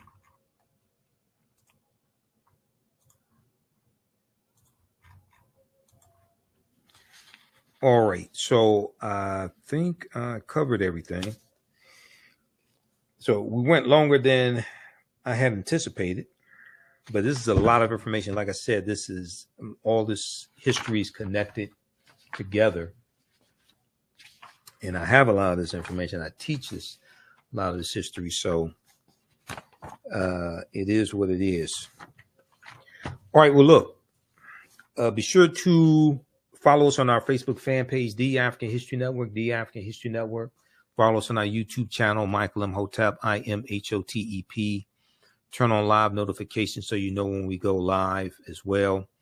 If you want me to do a presentation for your group or organization, you can email me right through the website, theafricanhistorynetwork.com, theafricanhistorynetwork.com.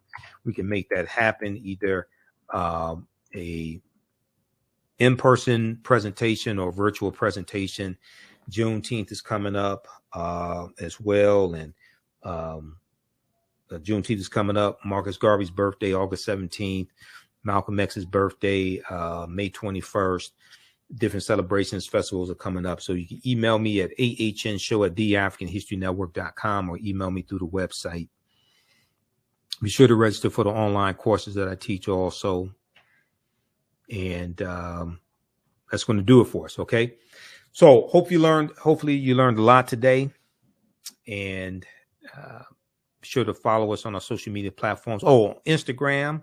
It's Michael Imhotep on Instagram, IMHOTEP, Michael Imhotep on Instagram also. We have to get out of here. Remember, right now is correct wrong behaviors, not over till we win. Wakanda forever.